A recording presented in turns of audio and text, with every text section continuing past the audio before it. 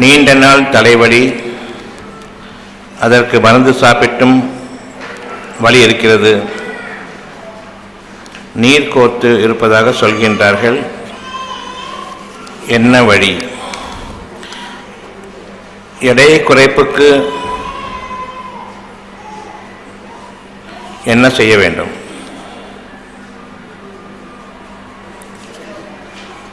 Hernia operation அவசியமா?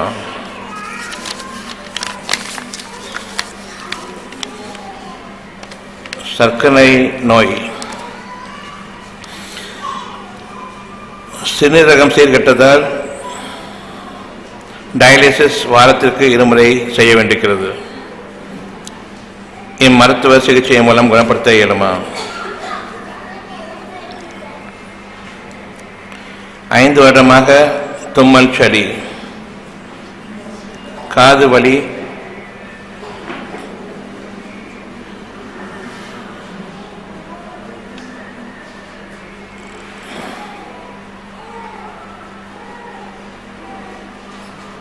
சமீப காலமாக இருக்கிறது.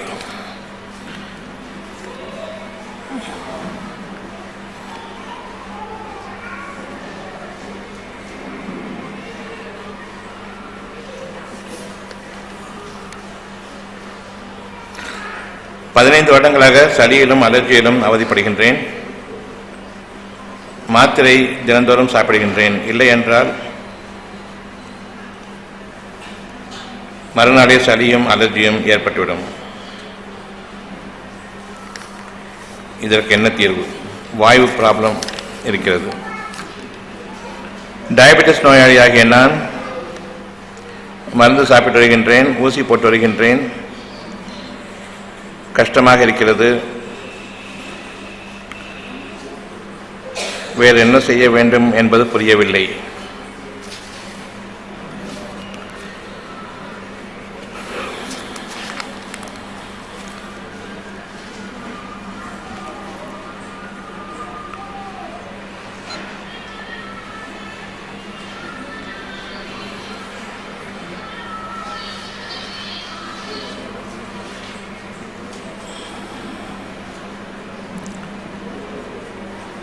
நம் ஒவ்வொருவருக்கும்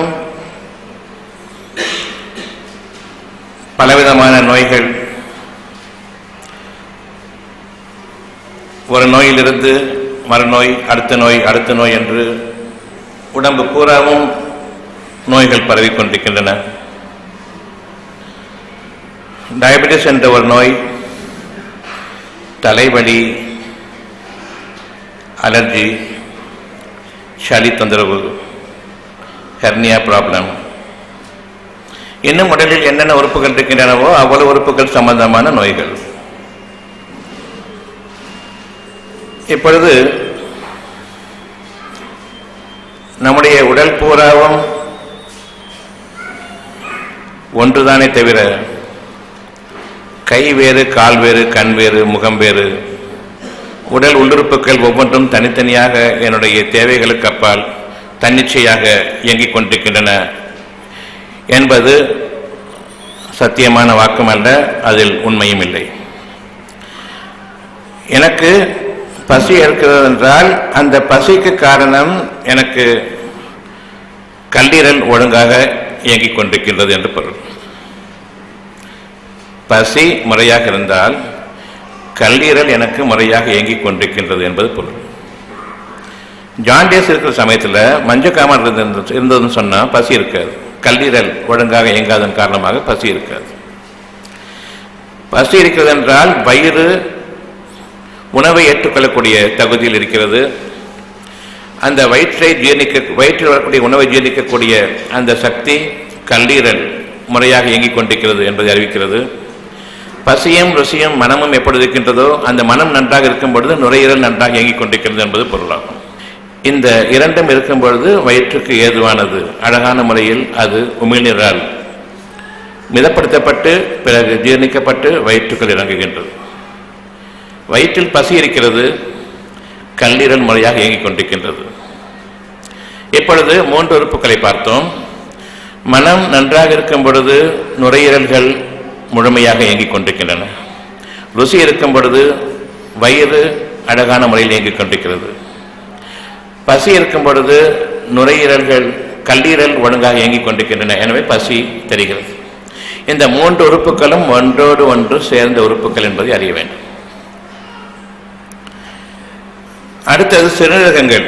சிறுநீரகங்களில் அதனுடைய இயக்க குறைபாடு ஏற்பட்டு செயலிழப்பு ஏற்படுமானால் பசியின்மையையும் விக்கல் என்னும் வாந்தி உணர்வையும் வாந்தியையும் கூட ஏற்படுத்தும். நுரையீரல்களில் நீர்த்தேக்கத்தை அதிகரித்து மூச்சு திணறலும் ஏற்படும். சிறுநீரகங்கள் உங்களுடைய இரத்தத்தில் இருக்கக்கூடிய கழிவுகளை நீக்குகிறது. கேடான விஷச்சத்துக்களை இரத்தத்திலிருந்து நீக்கி இரத்தத்தை சுத்தப்படுத்துகிறது. அவ்விதமாக சிறுநீரகங்கள் இயங்கவில்லை என்றால் இரத்தத்தில் தேங்கியுள்ள அந்த கெட்ட சக்தியானது விஷ சக்தியானது உடல் முழுமையையும் பாதிக்கும். கல்லீரல் கெடும், வயிறு பசிக்காது, விக்கல் ஏற்படும், நுரையீரலில் நீர்த்தேக்கம் ஏற்படும், பிறகு மூச்சு திணறலும் ஏற்படும். கழிவுகள் நீங்குவது என்பது சுகாதாரம். உணவு சுகாதாரம் அல்ல, கழிவுகள் நீக்கப்பட வேண்டியது மிக முக்கியமாக இருக்கிறது. எனவே ஒருவருக்கு நல்லபடியாக பசிக்கிறது என்றால் அவருக்கு சிறுநீரகங்கள் ஒழுங்காக இயங்கிக் கொண்டிருக்கின்றன, இரத்தம் அதில் இருக்கக்கூடிய விஷச்சத்துக்கள் நீக்கப்படுகின்றன, நுரையீரல்கள் இயங்குகின்றன, உயிரோட்டத்தின் காரணமாக இருதயம் நல்ல முறையில் இயங்குகின்றது, அந்த இருதயத்தின் இரத்த ஓட்டத்தின் காரணமாக கல்லீரலும் முறையாக இயங்குகின்றது, பசியும் இருக்கின்றது. ஒவ்வொரு உறுப்பும் ஒன்றோடு ஒன்று இணைந்து செயல்படக்கூடிய உறுப்புகள் என்பதை அறிய வேண்டும். எந்த ஒரு உறுப்பும் இயங்கவில்லை என்றால் உடல் ஒட்டுமொத்த உறுப்பும் சேர்ந்து பாதிக்கப்படுகின்றது. காலையில் உங்களுடைய டாய்லெட்டில் மோஷன் ஒழுங்காக போகலன்னு சொன்னால் வாயு உபத்திரம் இருக்கும் என்றால் உங்களுடைய மூளை மந்தமாகிறது. எதிலும் உங்களுக்கு எந்த விதமான ஒரு உயிரோட்டம் இல்லாத ஒரு வாழ்க்கையை ஜடம் போன்று வாழ்ந்து கொண்டிருப்போம். அந்த வாயு தொல்லைகள் நீங்கும் வரையில் வாழ்க்கையை வெறுத்து விட்டது போன்று இருக்கும். வயிறு உபசமாக அடைத்துக் கொண்டிருக்கும் பொழுது தலைவலியும் ஏற்படும். இந்த கேடுகள் எல்லாம் உடலில் சேரும் பொழுது கழிவுகள் நீக்கப்படாமையின் காரணமாக உங்களுக்கு நோய்கள் ஏற்படுகின்றன. இது நோய்கள் என்பது உடலில் ஏற்படக்கூடிய சில அசௌகரியங்கள், அவ்வளவுதான். தலைவலி என்பது ஒரு அசௌகரியம், வயிற்றில் உபாதைகள் ஒரு அசௌகரியம், பசி இல்லை ஒரு அசௌகரியம், ஜீரணமில்லை ஒரு அசௌகரியம். எனவே ஒவ்வொரு அசௌகரியமும் எனக்கு என்னுள் கழிவுகள் தேங்கிக் கொண்டிருக்கின்றன, கழிவுகள் நீங்கவில்லை. எனவே இந்த விஷங்கள் எனக்கு நோய்களாக மாறியிருக்கின்றன என்பதைத்தான் எனக்கு அறிவிக்கிறதை தவிர நோய்கள் என்பது வெளியிலிருந்து வரக்கூடியது அல்ல. என்னுடைய கழிவுகள் ஒழுங்காக நீக்கப்படாமையின் காரணமாக நோய்கள் உருவாகின்றன என்பதை அறிய வேண்டும். மூச்சு சீராக இயங்கிக் கொண்டிருக்க வேண்டும் என்று நான் அறிகிறேன். அந்த மூச்சு சீராக இயங்க வேண்டும் என்றால் மூச்சில் கழிவுகள் தேங்கக்கூடாது. கழிவு சக்தியானது என்ற நுரையீரல்களில் அதிகமாக தங்கக்கூடாது. நீர் அதிகமாக தங்குமானால் சிறுநீரகங்களுடைய பாதிப்பு, நுரையீரல்களில் நீர் அதிகமாகும். சிறுநீரகங்களுடைய பாதிப்பு சளி, நுரையீரலுடைய சளி வெளியேறுகின்றது. இந்த கேடுகள் எல்லாம் அலர்ஜியாக மாறுகின்றது, தோல் அரிப்புகளும் உருவாகின்றன. அலர்ஜி என்பது விஷம் என் இரத்தத்திலும் சரி, என்னுடைய உடல் உறுப்புகளிலும் திசுக்களிலும் செல்களிலும் அந்த விஷச்சத்துக்கள் சேருகின்றன. அவை அலர்ஜியை ஏற்படுத்துகின்றன. வைரஸ்னால அலர்ஜி ஏற்படுறது அப்படிங்கிறது தவறானது. இப்போ வைரஸ் இருக்குது, யாருக்கு அலர்ஜி இருக்கு? ஏன் கோல்டு கிளைமேட்டில் மாத்திரம் அது அஃபெக்ட் ஆகணும்? கோல்டு இருக்கும்போது என் உடம்பு பூரா நடுங்குது, தாங்க முடியல, உடல் தாங்க முடியல. காரணம், உடலுக்கு உயிர் சக்தி, ஊட்டச்சக்தி இல்லை. அந்த உயிர் சக்தியானது வெப்பத்தை கொடுக்கக்கூடியதாக இருக்கின்றது, உங்களுடைய உடலை இயக்கக்கூடியதாக இருக்கின்றது, உடல் உள்ளுறுப்புகளை பாதுகாக்கக்கூடியதாக இருக்கின்றது. அந்த உயிர் சக்திக்கு ஒரு வெப்பம் உண்டு. அந்த வெப்பம் 98.4 டிகிரிஸ் ஃபாரன்ஹீட். நம்முடைய உடலுடைய சாதாரண நிலையில் இருக்கக்கூடிய இயங்கும் சக்திக்கு தேவையான வெப்பமானது 98.4 டிகிரி. இவ்விதமாக என்னுடைய உயிர் சக்தியானது வெப்பசக்தியானது இயக்க சக்தியாக இருக்கின்றது. அது என் உடல் இயக்கங்களுக்கு உதவுகின்றது. இந்த வெப்பசக்தி குளிர்ச்சியடையுமானால் அந்த வெப்பசக்தியானது இறந்து கொண்டிருக்கின்றது என்று பொருள். உடலுக்குள் நடுக்கமும் குளிர்ச்சியும். இதனை ஈடுகட்ட அதிகமாக உள் உறுப்புகளிலிருந்து அதனுடைய வெப்ப சக்தி தூண்டப்படுகின்றது. இது இயற்கையான நிகழ்வுகளில் இருக்கக்கூடியதாகும். உங்களுடைய உடல் குளிரில் தாங்க முடியாமல் போகும் பொழுது உடலின் இயற்கையான அந்த இயக்க சக்தியான தூண்டப்படுகின்றது. எனவே உங்களுடைய உடல் பாதுகாக்கப்படும் அந்த குளிர்ச்சியிலிருந்து. இப்பொழுது 99, 100, 101, 102 என்று ஏறுகின்றது. இது இயற்கையாக உடல் வெப்ப சக்தி உடலில் உள்ளுக்குள் இருக்கக்கூடிய உறுப்புகள் இருக்கக்கூடிய அந்த பலகீனத்தை ஈடுகட்டுவதற்காக உருவாகக்கூடிய அந்த வெப்ப சக்தியாகும். இதனை ஜுரம் என்கின்றோம். இப்பொழுது ஜுரம் அவசியமா அல்லது ஜுரத்தை குறைக்க வேண்டுமா? குளிர் நடுக்கிய பிறகு குளிர் ஜுரம் என்று கூறுவார்கள். குளிருக்கு பிறகு ஜுரம் ஏறிக்கொண்டிருக்கும். அந்த பலகீனத்தை ஈடுகட்ட இந்த ஜுரம் அவசியம். அந்த ஜுரம் ஒரு நாள் அல்லது 1.5 நாள் நீடிக்கும். மறுநாளும் ஜுரம் வரலாம். இப்பொழுது நீங்கள் செய்ய வேண்டியதெல்லாம் அந்த ஜுரம் தானே அடங்கும் வரையில், நீங்கள் உங்களுடைய உடல் உறுப்புகள் மீண்டும் படைநிலை அடையும் வரையில், அந்த பலகீனம் நீக்கப்பட்டு உறுதியடையும் வரையில் உங்களுடைய உணவையும் தண்ணீரையும் நீங்கள் விட்டுவிட வேண்டும் ஒரு நாளைக்கு. அவ்வளவுதான். இதனை யாரும் செய்ததில்லை. இதை பற்றிய ஒரு அறிவு நமக்கு கற்பிக்கப்படவும் இல்லை. ஆங்கில மருத்துவம் ஒன்று மட்டும்தான் நமக்கு தெரியும். அது ஜுரத்தை நீக்கிவிடும், மீண்டும் குளிர்ச்சியில் ஆக்கிவிடும் உங்களுடைய உடல் உறுப்புகளை. ஒரு மருந்து கொடுத்தாரு, ஜுரம் போயிடுச்சு, எல்லாம் போயிடுச்சு, ஆகா என்ன அழகான மருத்துவம் என்று எண்ணிக்கொண்டிருப்பீர்கள். மீண்டும் ஜுரம் வரும். மீண்டும் மீண்டும் மீண்டும் அடிக்கடி அடிக்கடி அடிக்கடி ஜுரம் வரும். பின்னர் அந்த ஜுரம் உங்களை விட்டு நீங்காது. இதுதான் இன்று நீங்கள் பார்த்து கொண்டிருக்கூடிய ஜுரம். ஆங்கில மருத்துவத்தின் விளைவாக உடல் பலகீனம், அந்த குளிரில் நடுங்கிய அந்த உள்ள உறுப்புகளினுடைய பலகீனம் நீக்கப்பட வேண்டும். அந்த குளிரின் போது நீங்கள் எவ்வளவுதான் போர்வை எடுத்து பொருத்தி கொண்டாலும் சரி, 10 போர்வையை பொருத்தினாலும் சரி, உள்ளுக்குள்ளிருந்து ஏற்படக்கூடிய அந்த நடுக்கமானது குறையாது. அந்த குளிரை தாங்க முடியாது. அவ்வளவு பலகீனம் இருக்கிறது உள்ளுறுப்புகளில். எலும்புகளிலிருந்து ஆரம்பித்து தசைகள், உள்ளுறுப்புகள் அவ்வளவிலும் நடுக்கம் ஆரம்பித்துவிடும். தாங்க முடியாத நடுக்கம். அதைத் தொடர்ந்து வெகு விரைவில் 1/2 மணி நேரம் 1 மணி நேரத்துக்குள்ளாக ஜுரம் ஆரம்பிக்கும். இந்த ஜுரம் அவசியமானது. அந்த நடுக்கத்தை போக்கக்கூடியதும் இந்த நடுக்கத்தின் காரணமாக ஏற்பட்ட பலவீனத்தை நீக்கக்கூடியதுமாக இருக்கிறது அந்த ஜுரம். அந்த ஜுரத்தை நீங்கள் பேணி பாதுகாக்க வேண்டும். ஒரே நாள் அல்லது 2 நாள் அந்த ஜுரம் உள்ளுறுப்புகளை பாதுகாக்கக்கூடிய அந்த வெப்ப சக்தியை கொடுத்த பிறகு, அதை நியாயமான இயக்க சக்திக்கு கொண்டு வந்த பிறகு அந்த ஜுரம் அடங்கிவிடும். நீங்கள் சுகமாகிவிட்டீர்கள். இனி அந்த ஜுரம் வராது. தேவைப்பட்டால் இன்னும் உங்களுடைய பலகீனங்கள் இருக்கிறது என்றால் மீண்டும் ஜுரம் வரலாம். அது உங்களுடைய உள்ளுறுப்புகளின் பலகீனத்தை ஈடுகட்ட அதற்கு கொடுக்கப்படக்கூடிய இயக்க சக்திக்கான அந்த வெப்ப சக்தியை கொடுக்க வேண்டி அந்த குளிருக்கு பிறகு அந்த ஜுரம். இந்த ஜுரம் அவசியமானது. அந்த ஜுரம் பாதுகாக்கப்பட வேண்டும். அந்த ஜுரத்திற்கு மரியாதையும் கொடுக்க வேண்டும். ஒரு மாத்திரை சாப்பிட்டு ஜுரத்தை தனித்து விட்டேன், சுகமாகிவிட்டது, ஒரு காலம் கிடையாது.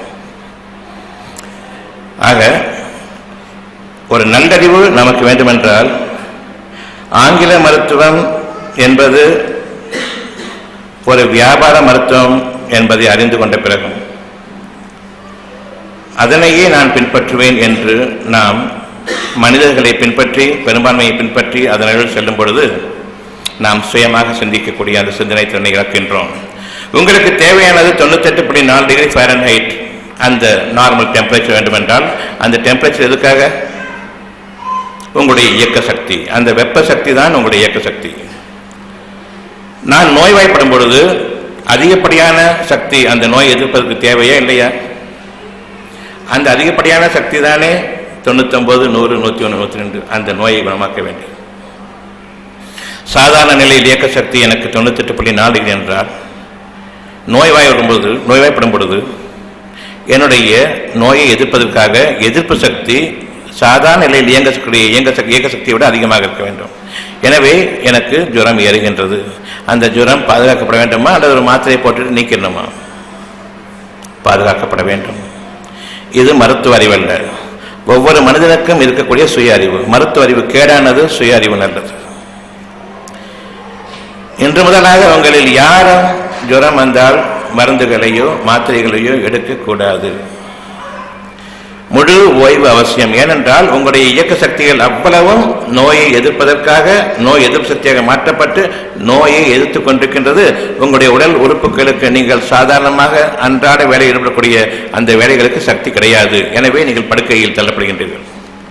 உடல் அசதியும் சோர்வும்.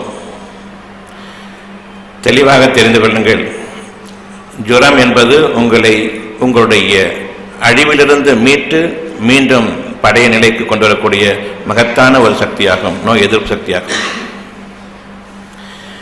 உங்களுடைய இயக்க சக்தி கூட நோய் எதிர்ப்பு சக்தியாக மாறிவிடுகின்றது.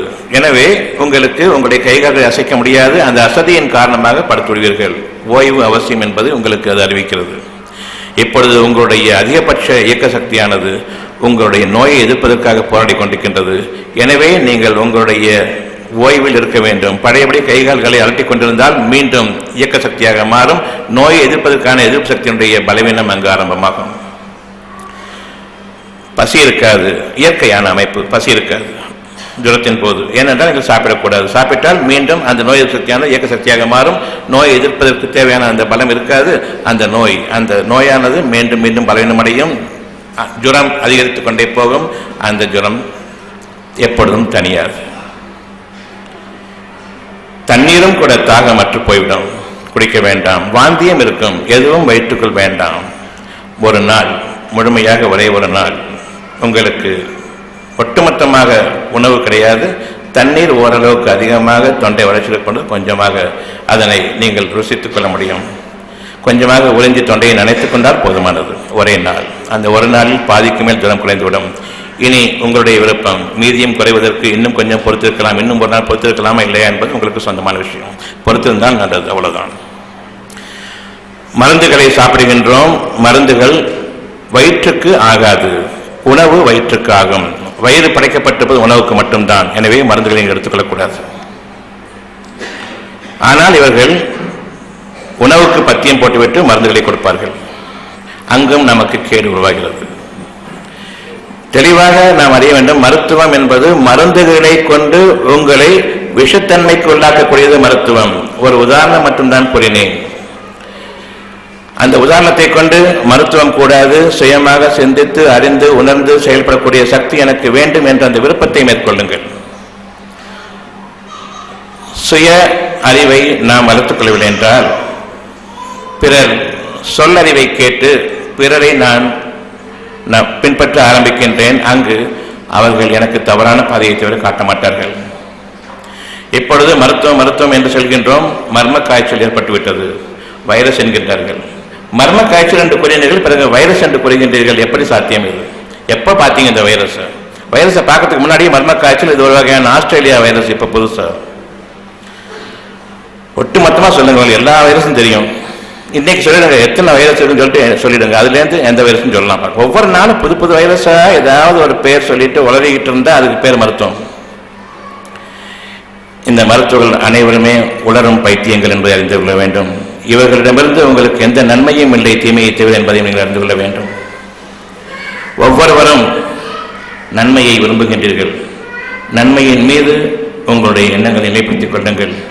எனக்கு நன்மைகள் வேண்டும் என்று நான் விரும்பும் பொழுது என்னுடைய ஒரு தீமையை நான் அனுபவித்துக் கொண்டிருக்கும் பொழுது சுகம் வேண்டும் என்ற அந்த ஒரு உணர்வு இருக்கிறது. தலைவலி இருக்கிறது, என்ன வேண்டும்? சுகம் வேண்டும். காது வலி இருக்கிறது, என்ன வேண்டும்? சுகம் வேண்டும். வயிற்று வலி இருக்கிறது, என்ன வேண்டும்? சுகம் வேண்டும். உங்களுடைய சிறுநீர்கள் கெட்டுவிட்டன, என்ன வேண்டும்? சுகம் வேண்டும். ஒரு வார்த்தை தானே, சுகம் வேண்டும். உங்களுடைய உள்ளுறுப்புகள் ஒவ்வொன்றும் ஒன்றோடொன்று இணைந்து இயங்கிக் கொள்கிறது என்றால் எல்லா உறுப்புகளும் சேர்ந்து ஒரு உறுப்பு தானே. ஒரு உறுப்பில் ஏதாவது ஒரு தடங்கள் ஏற்பட்டால், ஒரு தடை ஏற்பட்டால், அதில் ஒரு வியாதி ஏற்பட்டால் ஒட்டுமொத்த அந்த உடல் உள்ளுறுப்புகளினுடைய ஒருங்கிணைந்து இயங்கக்கூடிய அந்த தன்மையை பாதிக்கும். அது ஒரு நோய். கல்லீரலில் ஒரு நோய், கண்களில் ஒரு நோய், வயிற்றில் ஒரு நோய், சிறுநீரில் ஒரு நோய் என்று தனித்தனியாக கூறு போட்டு நோய்களை விற்றுக் கொண்டிருக்கிறார்களே. இந்த வகையில் இவர்கள் செயல்படுவதன் காரணமாக எப்படி ஒருங்கிணைந்து இயங்கக்கூடிய இந்த உறுப்புகள், ஒரு ஸ்பெஷலிஸ்டுக்கு இன்னொரு உறுப்பை பற்றி தெரியாது. கல்லீரலை பார்க்கக்கூடியவருக்கு வயிற்றை பற்றி தெரியாது, வயிற்றை பார்க்கக்கூடியவருக்கு சிறுநீரகத்தை பற்றி தெரியாது, சிறுநீரகத்தை பார்க்கக்கூடியவருக்கு அவருடைய இருதயத்தை பற்றி தெரியாது. எப்படி இவர்கள் அனைவரும் ஒன்று சேர்ந்து ஒரு நன்மையை கொண்டு வர முடியும்?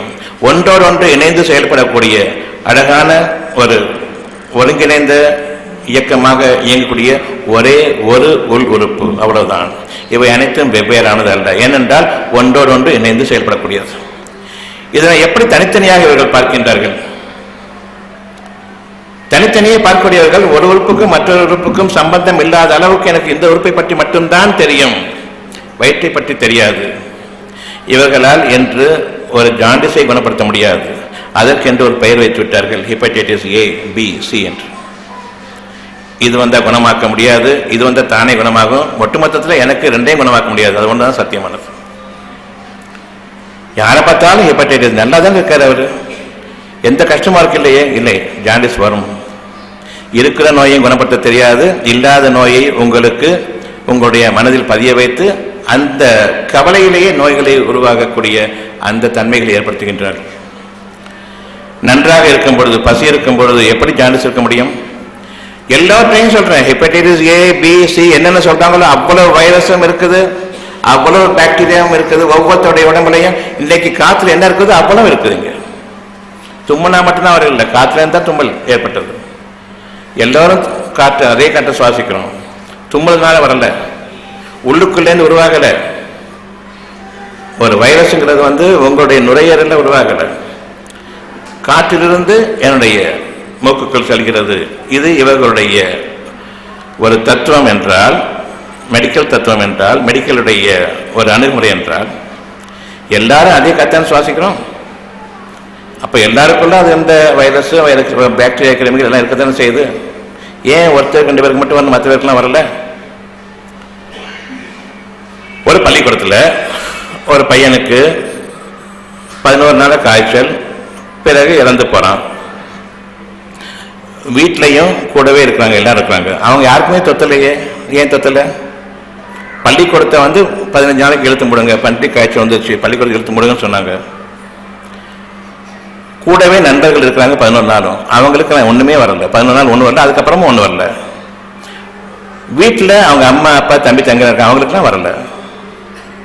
பள்ளிக்கூடத்தை முடிட்டு அப்போ வீட்டை முடிய வேண்டியது தானே? பையனை தனியாக விட்டுட்டு எல்லாரும் வெளியே வீட்டை போட்டுலாம் வெளியே வேண்டியது தானே? எந்த மாதிரி ஒரு அறிவில்லாத ஒரு டிராமா இஸ் பீயிங் எனாக்டட்ங்கிறது பாருங்க. ஆங்கில மருத்துவத்தை போன்ற ஒரு கெட்ட மருத்துவம், அறிவு கெட்ட மருத்துவம் எதுவும் இல்லை. மனிதர்களுடைய மனதை பாழடித்து அவர்களுடைய சுய புத்தியை அவர்களை விட்டும் நீக்கி விளம்பரத்தை கொண்டே செய்திகளாக மாற்றி, செய்தி விளம்பரங்கள் இவை அனைத்தும் விளம்பர செய்திகள் எதுவாக இருக்கட்டும், விளம்பரமாக இருந்தாலும் பரவாயில்லை, இது விளம்பர செய்திகள். இப்பவும் ஒரு வைரஸ் வந்திருக்குதுன்னு சொன்னால் உடனே வைரஸ் கிருமி அட்டாக் இருக்குது, மர்ம காய்ச்சல், அதாவது தெரியாது. எப்படியுமா ஒரு பேர் வைப்பான், மர்ம காய்ச்சல் சொல்லிட்டு. அதுக்கப்புறம் வைரஸ், உடனே அதுக்கு தடுப்பூசி, எல்லாம் ஏற்கனவே ஏற்பாடாகி பிறகு அந்த ஏஜென்ட்டுகளை ஒவ்வொரு நாட்டுக்கும் அனுப்பி ஒரு எபிடமிக், ஒரு சாதாரணமாக குளிர்காலத்தில் மழை காலத்தில் வரக்கூடிய அந்த ஒரு சளி ஜுரத்துக்கு வேறு பேர் வைக்கணும். ஏன்னா சளி ஜுரத்தை இப்போ குணப்படுத்த முடியாது, வேற பேர் வச்சு அது வேற மாதிரியாக சித்தரிச்சு காண்பிச்சு இதன் காரணமாக அது குணமாகல, வேறு மருந்து எங்கள்கிட்ட இருக்குது, அதனால எங்கள்கிட்டே நீங்க இருங்கிற அந்த ஒரு உள்ளுக்குள் இருக்கக்கூடிய அந்த கெட்ட எண்ணம் உங்களை ஏமாற்றி நயவஞ்சகமாக பிழைக்க வேண்டும் என்ற ஒரு எண்ணத்தை தவிர அவர்களுக்கு கிடையாது. இவ்வாறாக மருந்துகளுக்கு மேல் மருந்துகளை கொடுக்கும் பொழுது இந்த மருந்துகள் ஒவ்வொன்றும் உங்களுடைய உடல் உறுப்புகள் ஒவ்வொன்றும் போய் தங்குகின்றன. பேங்க்ரியாஸில் தங்குது, இருதயம் தசைநாகளில் தங்குது, உங்களுடைய மூட்டுக்களில் தங்குது. எல்லா மருந்துகளும் உங்களுடைய தலையில் இருக்கக்கூடிய அந்த பல எலும்புகளுடைய மூட்டுக்களிடம் தங்குகின்றது, அதனுடைய தசைநாகளிலும் தங்குகின்றது. இவ்விதமாக தங்கும் பொழுது அந்த ஒவ்வொரு உறுப்பும் தன்னுடைய தீமையினுடைய விளைவை அது வெளிப்படையாக காட்ட ஆரம்பிக்கும் பொழுது அந்த உறுப்பில் நோய் ஏற்பட்டிருக்கிறது என்று கூறுகின்றீர்கள். அவ்விதமாக அல்ல. மருந்துகளுடைய தீமைகள், அதனுடைய கழிவுகள், உணவுடைய கழிவுகள் நீக்கப்படுவதற்காக குடல்கள் இருக்கின்றன. மருந்துகளுடைய கழிவுகள் குடல்களால் நீக்கப்படாது, ஏனென்றால் அது உணவு சத்து அல்ல, அது உடலிலேயே தங்கும். நீண்ட நாட்கள் உடல் தங்கும் பொழுது அந்த உடலுக்கு எதிரான எதிர்ப்பு சக்தியை உருவாக்குகின்றது. அது உங்களுடைய உடல் உறுப்புகளையே அடிக்க ஆரம்பிக்கின்றது. அந்த உடல் உறுப்புகளில் இருக்கக்கூடிய அந்த கேடுகளை நீக்குவதற்காக இட்ஸ் a ஸ்பெஷலைஸ்ட் மோமெண்ட், மிக முக்கியமான ஒரு தருணம். உங்களுக்கு வலிகள் ஏற்படும் பொழுது நீங்கள் ஓய்வெடுக்க வேண்டும், அந்த மூட்டுக்களை அசைக்கக்கூடாது, அந்த சமயத்தில் உங்களுடைய உணவையும் குறைக்க வேண்டும். உங்களுடைய உணவை குறைக்க ஆரம்பிக்க அந்த வலிகள் நீங்க ஆரம்பிக்கும். எனவே எவ்வளவுக்கு உங்களால் முடியுமோ அந்த அளவுக்கு நீங்கள் உங்களுடைய உணவை பத்தியமாக குறைத்துக் கொள்ளுங்கள். அந்த உணவை குறைக்கும் பொழுது அதற்கும் சில வழிமுறைகள் இருக்கின்றன, லேசான வழிமுறைகள். அந்த வழிமுறையை நீங்கள் மேற்கொண்டால் போதும், உங்களுடைய மூட்டு வியாதிகளும் தலைவலியும் எல்லாம் குணமாகும், உங்களுடைய பேங்க்ரியாஸ் குணமாகும். சர்க்கரை என்பது ஒரு நோய் அல்ல. சர்க்கரையை குறைச்சாச்சு, ஆனாலும் அந்த பாதிப்புகள் அப்படியே இருக்குது. கை கால்கள் எரிச்சல், மூட்டு வலிகள், கண் பார்வை போனது தான் அது திரும்ப 10 வருடங்கள் 20 வருடங்கள் இன்சுலின் போட்டு போட்டு போட்டு உடம்பெல்லாம் புண்ணாகி மறுத்து போனதான் மிச்சமே தவிர நோய் குணமாகிறது. நாங்கள் சுகரை கட்டுப்பாட்டில் வச்சிருக்கிறோம். சுகரை கட்டுப்பாட்டில் வச்சிருந்தா மேற்கொண்டு இருக்கக்கூடிய அந்த நோய்கள்லாம் திரும்ப வேண்டியதானே? ஏன் திரும்புறதில்லை? சகஜ நிலையை ஏன் மீண்டும் அடைகிறதில்லை? ஏன் மீண்டும் அந்த குணம் கிடைப்பதில்லை? நாம் சிந்தித்து பார்க்க வேண்டும். மனிதர்கள் கூறக்கூடிய கூற்றுகள் ஒரு பக்கம் இருக்கட்டும், மனிதர்கள் நம்பக்கூடிய விஷயங்கள் ஒரு பக்கம் இருக்கட்டும், உங்களுடைய இருதயத்தில் நீங்கள் சிந்தித்து தெளிவடையக்கூடிய ஒரு விஷயம் மட்டும்தான் உங்களுக்கு நன்மையாக அமையும், உங்களுடைய தீமைகளில் இருந்து உங்களை பாதுகாக்கும். எனக்கு தேவையானது சுய அறிவு, சொல் அறிவு பிறகு, சொல் புத்தி பிறகு சுய புத்தி வேண்டும்.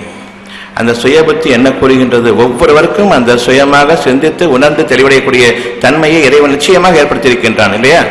அவ்வாறு இருக்கும் பொழுது ஏன் அதை நாம் உபயோகப்படுத்தவில்லை? பிறருடைய சொல்லை கேட்டு நாம் என்னுடைய சுய சிந்தனையை உபயோகப்படுத்தாமல் சென்று விட்டேனே, ஆனால் நிச்சயமாக நான் மனிதன் என்ற அந்தஸ்திலிருந்து கால்நடையாக மாறிவிட்டேன், அவ்வளவுதான். ஒரு மந்தையின் கூட்டத்தில் நான் சேர்ந்து விட்டேன், அவ்வளவுதான். என்னுடைய மனதிற்கு இறைவன் அளித்திருக்கக்கூடிய மகத்தான மாபெரும் அருட்கொடையை சிந்தித்து உணர்ந்து பிறகு செயல்படுங்கள். எதை பற்றி தெளிவில்லையோ அந்த தெளிவின்மையை நீங்கள் பின்பற்றக்கூடாது. இது நாம் அறிந்து வைத்திருக்கக்கூடிய ஒரு உண்மை. குழப்பத்தை பின்பற்றுவது என்பது என்னை நானே கொலை செய்து கொள்வதற்கு சமமானதாகும். எதில் தெளிவில்லையோ அதனை பின்பற்ற வேண்டாம். எதில் கேடுகள் இருக்கின்றனதோ அதனையும் நாம் பின்பற்றுவோம் என்றால் வேறு என்ன வழி என்று கேட்கின்றோம். கேடுகளிலிருந்து விலகுவதை தவிர வேறு என்ன? இந்த சமயத்தில் வேறு வழி இல்லாத பொழுது இருக்கும் நிலையை கெடுத்துக்கொள்ள வேண்டாம் என்ற அந்த நல்லறிவு கூட வேலை செய்யாமல் போய்விட்டது. வேறு என்ன வழி என்று கேட்கிறார்கள். சுகர் குறையல, அந்த சிம்டம்ஸ் எல்லாம் இருக்குது. கை கால்கள் வலி இருக்குது, கைகால் மரத்து போயிருக்குது, கைகள் எரிச்சல் இருக்குது, புண்கள் ஏற்பட்டிருக்குது, கண் பார்வை தெரியல, பசியின்மை ஜாஸ்தியாக இருக்குது, அல்லது யூரின் ஜாஸ்தியாக போயிட்டு இருக்குது, எல்லாம் இருக்கட்டும். ஆனால் சுகர் குறைச்சதுக்கு அப்புறமும் இந்த கைகால் வலி, எரிச்சல், மரத்து போயிருக்கிறது, அப்புறம் கண் பார்வை தெரியாமல் இருக்கிறது, தூக்கமின்மை எல்லாம் இருக்குதானே செய்யுது. கண்ட்ரோல் அப்படின்னா என்ன அர்த்தம்? சுகர் கண்ட்ரோல் வந்துச்சுன்னு சொன்னால் மற்ற எல்லாம் வலியெல்லாம் கண்ட்ரோல் இருக்கணுமா இல்லையா? ஒரு 10 வருஷம் சாப்பிட்டதுக்கு அப்புறம் முதல்ல 10 வருஷத்துக்கு முன்னாடி என்ன லெவல் இருந்ததோ அதை விட காம்ப்ளிகேஷன் அதிகமாக இருக்கா இல்லையா 10 வருஷத்துக்கு பிறகு? ஒரு டயபெட்டிக் பேரண்ட்ஸு குழந்தை பிறக்குது, கண்டிப்பாக சுகர் வரும்னு சொல்கிறாங்க. வருமுன் காப்போம். இனிதான் 5 வருஷம் 8 வருஷம் 5 வயசு 8 வயசு ஆகும்போது அந்த குழந்தைக்கு அந்த ஒரு டயபெட்டிஸ், பேரண்ட்ஸ் டயபெட்டிஸ் வரப்போதுன்னு சொல்கிறாங்க. அது ஜுவனைல் டயபெட்டிஸ் சொல்லுவாங்க. ஏன் குணப்படுத்த வேண்டியதான் எனக்கு? அதுக்கு ஒரு காரணம், அது ஹெரிடிட்டரி, குணப்படுத்த முடியாது. ஒவ்வொன்றுக்கும் ஒரு காரணம். தன்னுடைய இயலாமைக்கு அப்பா அம்மா மேலே குறை சொல்ல வேண்டியது, தன்னுடைய இயலாமைக்கு Australia virus, Japan virus, Africa virus, இந்தியாவில் வைரஸே கிடையாது பாருங்க, எல்லாம் அங்கேருந்து இறக்க முடியாது. இவ்விதமாக ஒவ்வொரு தீமையையும் வெக்கமில்லாமல் இந்த ஆங்கில மருத்துவம் கூறுகிறது என்றால் நம்முடைய சுய அறிவை நாம் தொலைத்து விட்டோம். அவர்களை பின்பற்றுகின்றோம், செய்திகளை பின்பற்றுகின்றோம், விளம்பரங்களை பின்பற்றுகின்றோம். மற்றபடி என் இறைவன் எனக்காக அமைத்த அந்த மாபெரும் அருட்கொடை, சிந்தித்து உணரக்கூடிய, பிரித்து அறிந்து செயல்படக்கூடிய அந்த மகத்தான ஒரு பேரருளை நான் உபயோகப்படுத்தவில்லை. என் வாழ்நாளில் அதனை உபயோகப்படுத்துவதன் காரணமாக என் வாழ்நாளை வீண் விரயமாக ஆக்கிக் கொண்டிருக்கின்றேன். வீண் விரயம் செய்பவர்களை இறைவன் நேசிப்பதில்லை. யார் நியாயத்தின் அடிப்படையில் செயல்படுகின்றார்களோ அவர்களுக்கு தீமைகள் எதுவும் தீண்டாது.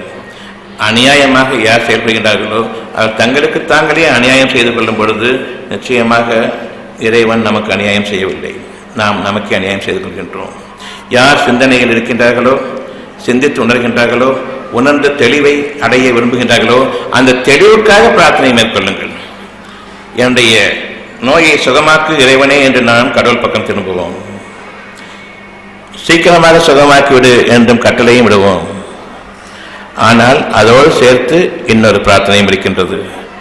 என் இறைவனே, என்னை நீ சுகமாக்கும் பொழுது எவ்விதம் சுகமாக்குகின்றாய் என்ற அறிவையும் கற்றுக்கொடு இறைவனே என்று கேட்க வேண்டும். நீ சுகமாக்கும் காலமெல்லாம் பொறுமையை கொடு. அந்த பொறுமையில் தான் நிதானம். அந்த நிதானத்தில் தான் எனக்கு என்ன நிகழ்கிறது என்பதை கவனிக்கக்கூடிய அந்த கவனத்தினுடைய ஈர்ப்பு நல்லறிவாகும். நல்லறிவு நமக்கு அவசியம். சுய அறிவு நல்லறிவு, பொது அறிவு கெட்ட அறிவு. பொதுமக்களுடைய அறிவு கெட்ட அறிவு,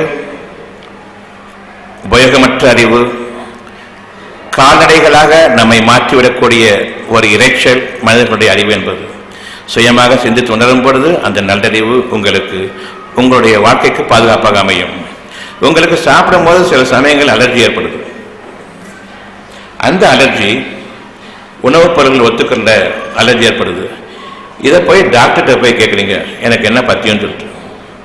எது சாப்பிட்டா ஒத்துக்கலாதுன்னு உங்களுக்குள்ள தெரியும், டாக்டருக்கு தெரியும். ஒவ்வொருத்தருக்கு ஒரு உணவு ஒத்துக்கணும், இன்னொருத்தருக்கு இன்னும் ஒத்துக்கிறாது. இந்த அளவுக்கு கூட நாம் சுய அறிவை இறந்து விட்டோம். அந்த டாக்டருக்கு என்ன தெரியும்? நீங்க சாப்பிட்றீங்க, உங்களுக்கு சில கஷ்டங்கள் ஏற்படுது, எந்த உணவு எனக்கு ஒத்துக்கிறாதுன்னு உங்களுக்கு தெரியுமா, டாக்டர் தெரியுமா? எப்படி அவகிட்ட போய் நம்ம கேட்டோம்? வெட்கப்பட வேண்டும்.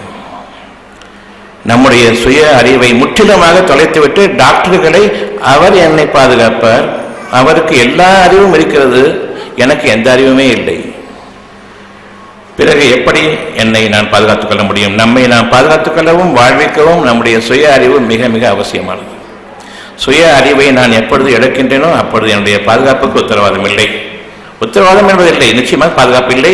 எனக்கு நான் அநியாயம் செய்து கொண்டிருக்கிற நிலையில் நான் என்னை மிக பெரும் துன்பத்தில் ஈடுபடுத்திக் கொள்கின்றேன். இனி இறைவனிடமிருந்தும் பாதுகாப்பில்லை. கொடுக்கப்பட்டதை நீங்கள் தொலைத்து விட்டீர்கள், இனி கொடுத்தாலும் தொலைப்பீர்கள். எனவே இறைவனிடமிருந்து பாதுகாப்பில்லை. பல சமயங்களிலும் இறைவன் நமக்கு உதவி செய்திருக்கின்றான். அவனிடம் இரவு வேளைகளில் விழித்திருந்து பாவ மன்னிப்புடன் அழுது புரண்டு கேட்கும் பொழுது பல சமயங்களில் உங்களுக்கு உங்களுடைய தேவைகள் நிறைவேற்றிருக்கின்றான். எனினும் மறுநாள் காலை எழும்போது மீண்டும் மருந்துகளையும் டாக்டர்களையும் தேடி செல்வீர்கள். நல்ல மருந்து நேற்று கொடுத்தீங்க, அதையே கொடுங்க. முந்தின நாள் இறைவன்கிட்ட கேட்ட அந்த பிரார்த்தனை மறந்து போயிட்டோம். எவ்வளவு லேசாக நாம் இறைவனை மறந்து விடுகின்றோம். ஆனால் அந்த மிக கஷ்டமான மனதின் துன்பமான சூழலில் எவ்வளவுக்கு மனமுருகி இறைவனிடம் கேட்டோம் என்பதை கொஞ்சம் கூட யோசித்து பார்க்காமல் மறுநாள் ஜுரம் குறைந்ததும் மீண்டும் அதே டாக்டரை பார்த்து அதே மருந்து கொடுங்க, இன்னும் ஒரு வாரம் சாப்பிட்டு நான் சுகமாக்கிட்டேன். மீண்டும் அந்த வந்து ஸ்டாக் வச்சிருக்கணும், நாளைக்கு வந்தால் திரும்ப கொடுக்கலாம். அவ்விதமாக அல்ல. ஜுரம் என்பது வாழ்நாள் முழுமைக்கும், சிறு குழந்தையில் ஆரம்பித்து வாழ்நாள் முழுமைக்கும் உங்களுடைய உடல் உள்ளுறுப்புகளை அதனுடைய இயங்கும் தன்மையில் தக்க வைக்கக்கூடிய மகத்தான சக்தியை கொடுக்கக்கூடியதாக இருக்கிறது அந்த வெப்ப சக்தி.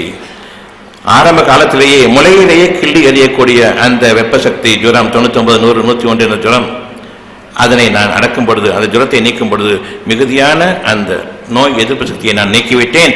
இனிதான் என்னுடைய ஜுரம் தணிக்கும் மருந்துகளை கொண்டு என் குழந்தைக்கு 2 வயதில் அல்லது 2 மாதத்தில் 3 மாதத்தில் முதல் முறையாக ஜுரம் ஏற்படும்போது கொடுத்தேனே, அந்த மாத்திரையினுடைய விளைவுகள் வாழ்நாள் முழுமைக்கும் பலவீனங்கள் உங்களுடைய உடல் உறுப்புகளில் தொடரும்.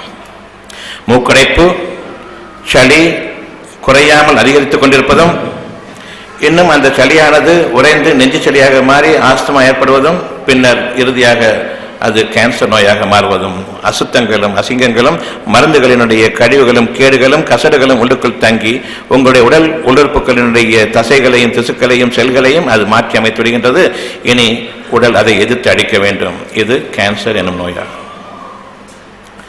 மருந்துகள் உங்களுக்கு ஆகாது, விளக்கப்பட்டதாகும். எனினும் அதனைத்தான் நாம் என்னுடைய வாழ்க்கைக்கு உரியதாக என்று நாம் ஆக்கிக் கொண்டிருக்கின்றோம். ஜுரம் இருக்கும் பொழுது ஃபிட்ஸ் வந்துடும், நான் என்ன செய்யறதுன்னு சொல்லிட்டு மற்ற அடுத்த கேள்வி, ஜுரம் வந்தால் ஃபிட்ஸ் வராது. நீங்கள் மருந்து மாத்திரை கொடுத்தாலும் ஃபிட்ஸ் வரும், வாழ்க்கை பூரா அந்த ஃபிட்ஸ் தொடரும். மருத்துவர்கள் கேட்டால் 2 வருடங்கள் கொடுங்கள், 3 வருடங்கள் கொடுங்கள், பிறகு பார்க்கலாம். பிறகு வந்துவிட்டால் வாழ்க்கை முழுமையும் கொடுக்க வேண்டும்.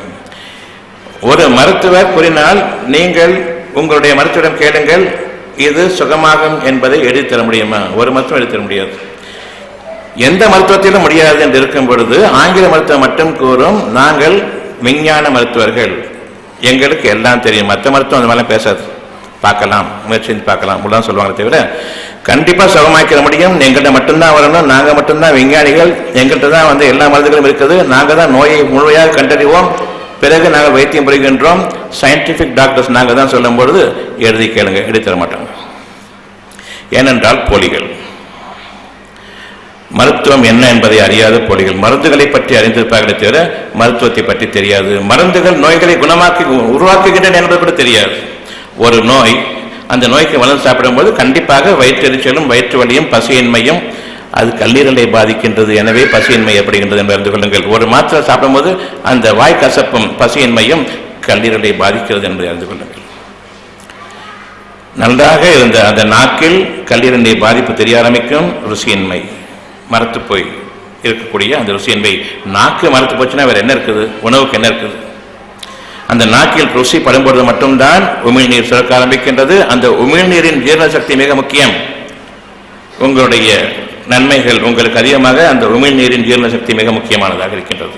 அந்த உமிழ்நீர் சுரக்காது நாக்கு மரத்து போயிருக்கும் பொழுது உங்களுடைய ஒவ்வொரு மருந்தும் நாக்கை மரத்து போய் செய்கிறது, அல்லது அந்த நாக்கினுடைய ருசிக்கும் தன்மையை மாற்றி அமைத்துவிடுகின்றது. எனவே ஒருபோதும் உண்மையான தேவையான ஜீரண சக்திக்குரிய அந்த உமிழ்நீர் சுரக்காது. இனி கேடுகள் ஆரம்பமாகும். இவை அனைத்தும் மருத்துவம் அல்ல, சிந்தித்து உணர்ந்து செயல்படக்கூடிய வகையில் உங்களுடைய இறைவன் உங்களுக்கு அமைத்திருப்பதாகும். நான் சொல்வது உங்களுக்கு தெரியாததல்ல, நீங்கள் அனுபவித்துக் கொண்டிருப்பது அதனுடைய தாற்பயங்கள் என்ன, அதனுடைய விளைவுகள் என்ன என்பதை கூறிக்கொண்டிருக்கின்றனே தவிர மற்றபடி புதிதாக எந்த செய்தியும் கிடையாது. உங்களுடைய கவனத்தை நான் இருக்கின்றேன் உங்கள் பக்கமாக. நீங்கள் எதனையெல்லாம் உணர்ந்திருக்கின்றீர்களோ, உங்களுடைய வாழ்க்கையில் அனுபவங்களாக பற்றுக்கின்றீர்களோ, இன்றும் பட்டுக்கொண்டிருக்கின்றீர்களோ, அந்த அனுபவத்தின் பக்கமும் அதனுடைய காரண காரியங்களின் பக்கமும் இது எங்கு போய் முடியும் என்பதை நீங்கள் அறிய வேண்டி ஒரு சிறு சிந்தனையை தூண்டிவிடுகின்றேன். மற்றபடி என்னிடமிருந்து உங்களுக்கு நற்செய்தி எதுவும் இல்லை. உங்களுடைய நல்லெண்ணங்களின் பக்கம், உங்களுடைய நல்லெண்ணின் பக்கம் நீங்கள் திரும்புவதை விட நற்செய்தி நான் கூறுவதன் காரணமாக வரப்போவதில்லை. சிந்தித்து செயல்பட வேண்டும். இது ஒவ்வொருத்தருடைய தார்மீக பொறுப்பு. தான் நன்றாக வாழ்வதற்காக வேண்டி அந்த சிந்தனையை கொடுத்திருக்கின்றான். எதன் மீது நீங்கள் தெளிவற்றவர்களாக இருக்கின்றீர்களோ அதனை தொடர வேண்டாம். இது மிக முக்கியமான வாழ்க்கையினுடைய பகுதியாகும். எதை பற்றிய தெளிவு இருக்கின்றதோ அந்த தெளிவு ஏற்கனவே உங்களை நல்ல பாதையின் மீது அமைத்துவிட்டது. இனி உங்களுக்கு குறையில்லை. எனவே பொறுமையாளர்களுக்கு நற்செய்தி இருக்கின்றது. அவர்களுடைய கவனத்தினுடைய ஈர்ப்பு மிக அழகான அந்தஸ்தில் உயர்வில் அது இருக்கும். ஒவ்வொரு சிறு சிறு அசைவுகளும் கூட அதனுடைய நன்மைகள் தீமைகளை பிரித்தெடுக்கக்கூடிய அந்த மகத்தான சக்தியை கொடுக்கக்கூடியதாக இருக்கின்றது. உங்களுடைய இருதயத்தில் உங்களுக்கு தேவையெல்லாம் சுகம் என்ற ஒன்று வேண்டும், அவ்வளவுதான். நாம் அதிகமாக மனிதர்களிடம் கேட்கும் பொழுது நம்முடைய சுய சிந்தனை இழந்து விடுகின்றோம். அதிகமாக பேசும் பொழுதும் சூடு சொரணை எல்லாம் போய்விடுகின்றது. ஒரு மாட்டுக்கு ஒரு சூடு என்றால் சொரணைங்கிறது அந்த உயிர் சக்தி, சொரணைங்கிறது உயிர் சக்தி. அந்த உயிர் சக்தி எந்த விதமான உயிரோட்டமும் இல்லாதாக ஆகிவிடுகின்றது.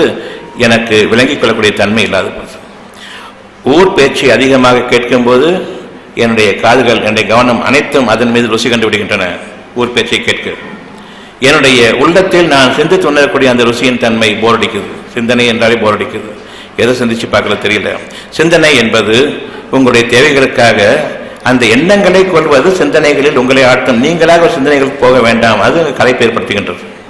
சிந்தனை என்பது தானாக நிகழக்கூடியது. ஒரு வாழ்க்கையில் ஒரு விரக்தி ஏற்படுகின்றது, குடும்பத்தில் ஒரு சூழ்நிலை ஏற்படுகின்றது, அல்லது பொருளாதாரத்தில் சிக்கல் ஏற்படுகின்றது, உடல்நல குறைவு ஏற்படுகின்றது. ஏன், எப்படி ஏற்படுகின்றது என்பதை நான் அறியும் பொழுது என்னுடைய சிந்தனையில் எனக்கு தெரிகின்றது, கவலைப்படும் பொழுது எனக்கு பசி ஏற்படுவதில்லை. பசிக்கும் சமயம் ஒரு துன்பமான நிகழ்ச்சி வந்தால் பசி அடங்கி போகின்றது. இது கவனமாகும். நல்ல பசிக்கும் போது ஒரு துன்பமான செய்தி வரும்போது பசி அடங்கி போகுது.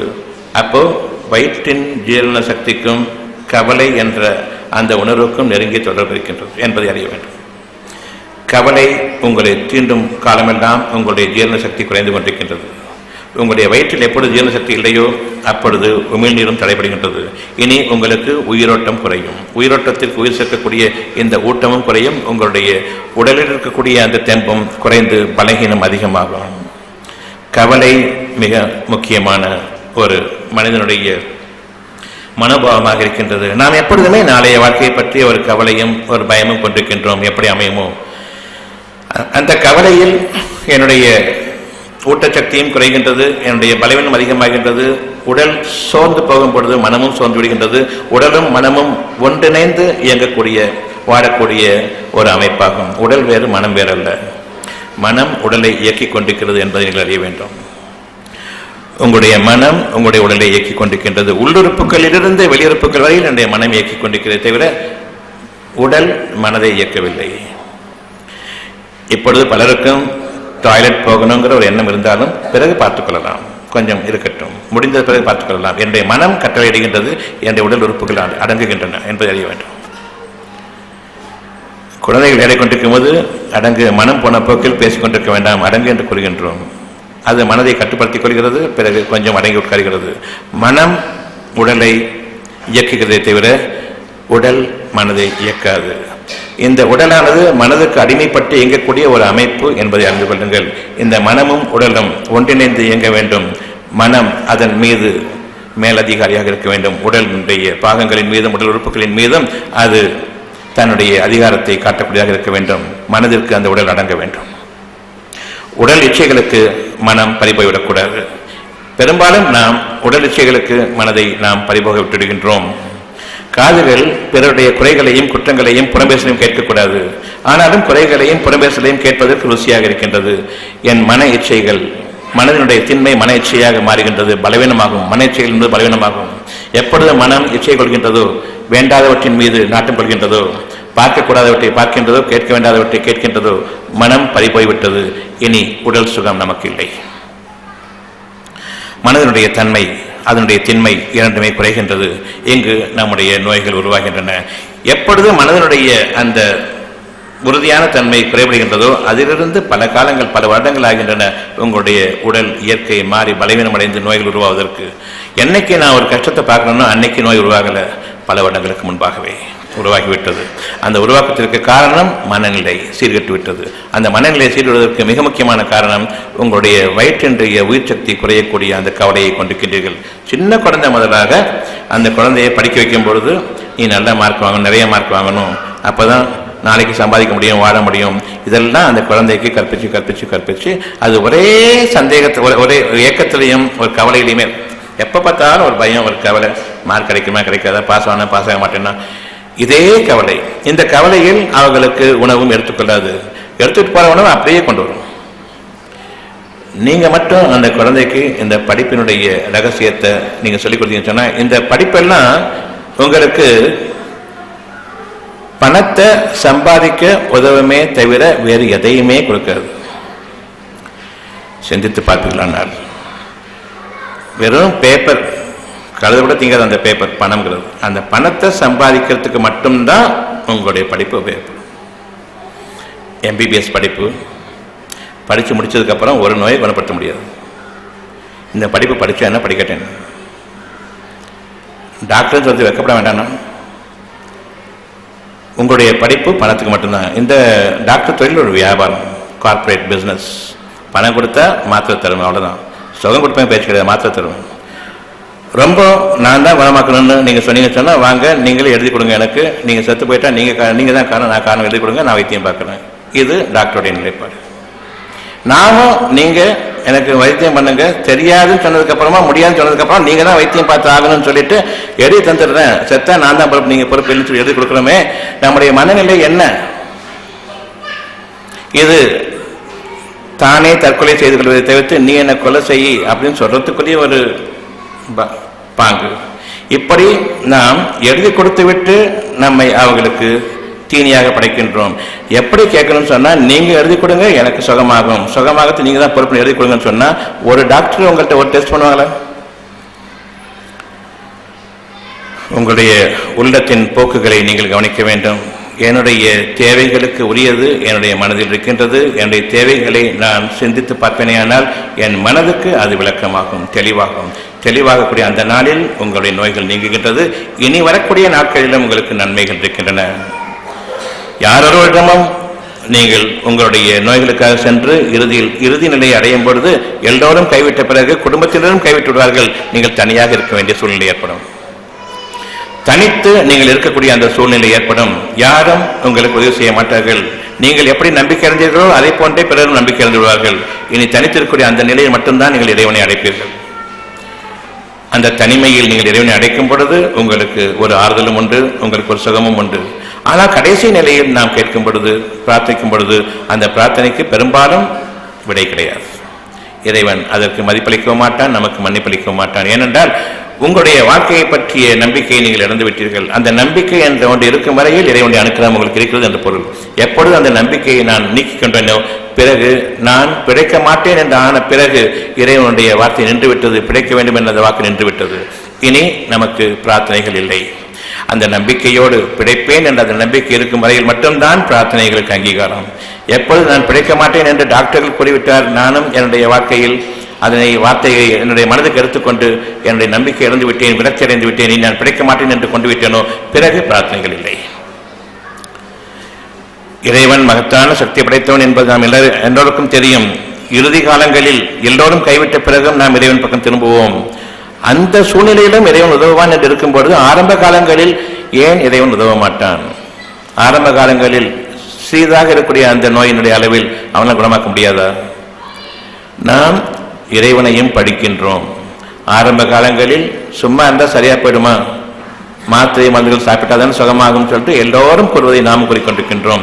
ஆனால் எல்லோரும் கைவிட்ட பிறகு நோயினுடைய முதிர்ச்சியில் நாம் கூறுவது என் இறைவன் இப்பொழுது என்னை பாதுகாக்க வேண்டும் என்று இறைவனை பிரார்த்தித்துக் கொள்ளுங்கள் என்று டாக்டர் உங்களுக்கு அனுமதி அளித்ததுக்கு அப்புறமா நீங்க இறைவன் பக்கம் திரும்புவீங்க. எங்களால் முடிஞ்சதை செஞ்சிட்டோம், இனிமே பிரார்த்தித்துக் கொள்ளுங்கள், அவர்கிட்ட பர்மிஷன் வாங்கிட்டு இறைவன் பக்கம் திரும்புவோம். ஆக இந்த மனிதன் எனக்கு ஒரு அனுமதி கொடுத்து நான் இறைவனும் திரும்பும்போது நிச்சயமாக இறைவனிடமிருந்து பாதுகாப்பு, மன்னிப்பு அல்லது அவனிடமிருந்து எனக்கு ஒரு சுகம் கிடையாது. என்னுடைய நோய்களுக்காக நான் இறைவன் பக்கம் திரும்பும்போது அந்த பிரார்த்தனைக்கு மதிப்பு மரியாதை கிடையாது என்று அறிந்து கொள்ள வேண்டும். எனவே நாம் அஞ்சிக் கொள்ள வேண்டும். முதலாவதாக நான் இறைவன் பக்கம் திரும்புகின்றேன். ஆரம்ப காலங்களில் நான் இறைவன் பக்கம் திரும்புகின்றேன். இறைவனுக்கு பதிலாக மனிதர்களை அவனுக்கு இணையாக ஆக்கிக் கொள்ள மாட்டேன். இரண்டாம் காலமாக மனிதனை ஆக்கிக் கொள்ளுங்கள். ஆனால் நாம் என்று வைத்திருப்பது இரண்டாவதாக இறைவன். ஒரு நெஞ்சுவலி வந்துவிட்டார், முதலில் டாக்டர், பிறகு கடவுள். முதல் மரியாதை டாக்டருக்கு, அடுத்த மரியாதை கடவுளுக்கு. டாக்டர் கூப்பிடு, ஆம்புலன்ஸ் கூப்பிடு ஃபர்ஸ்ட், அதுக்கப்புறமா கடவுளை கூப்பிடு. ஆக நம்முடைய பிரார்த்தனை பலனிக்காததற்கு காரணம் இறைவனை நாம் மதிக்க வேண்டிய முறைப்படி மதிக்கவில்லை. எனவே நம்முடைய பிரார்த்தனை பலனளிப்பதில்லை.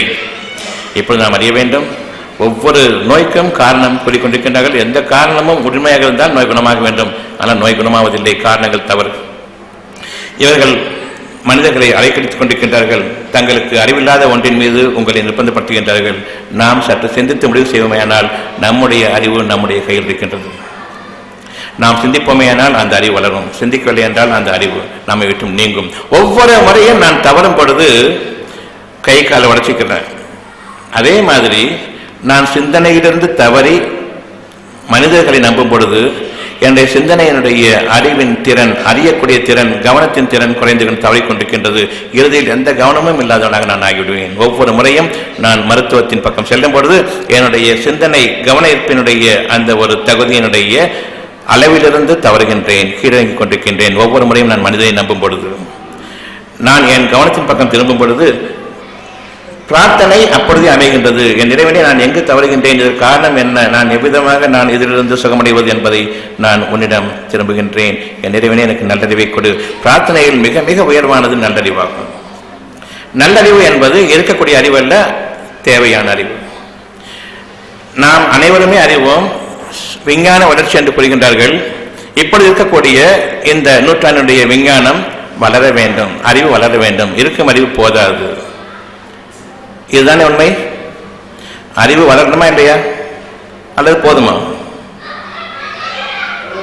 வளர வேண்டும் என்று இருக்கும் பொழுது இருக்கக்கூடிய அறிவு போதாது, இருக்கக்கூடிய அறிவு தரங்கெட்டது. எனவே வளர்ச்சி தேவை.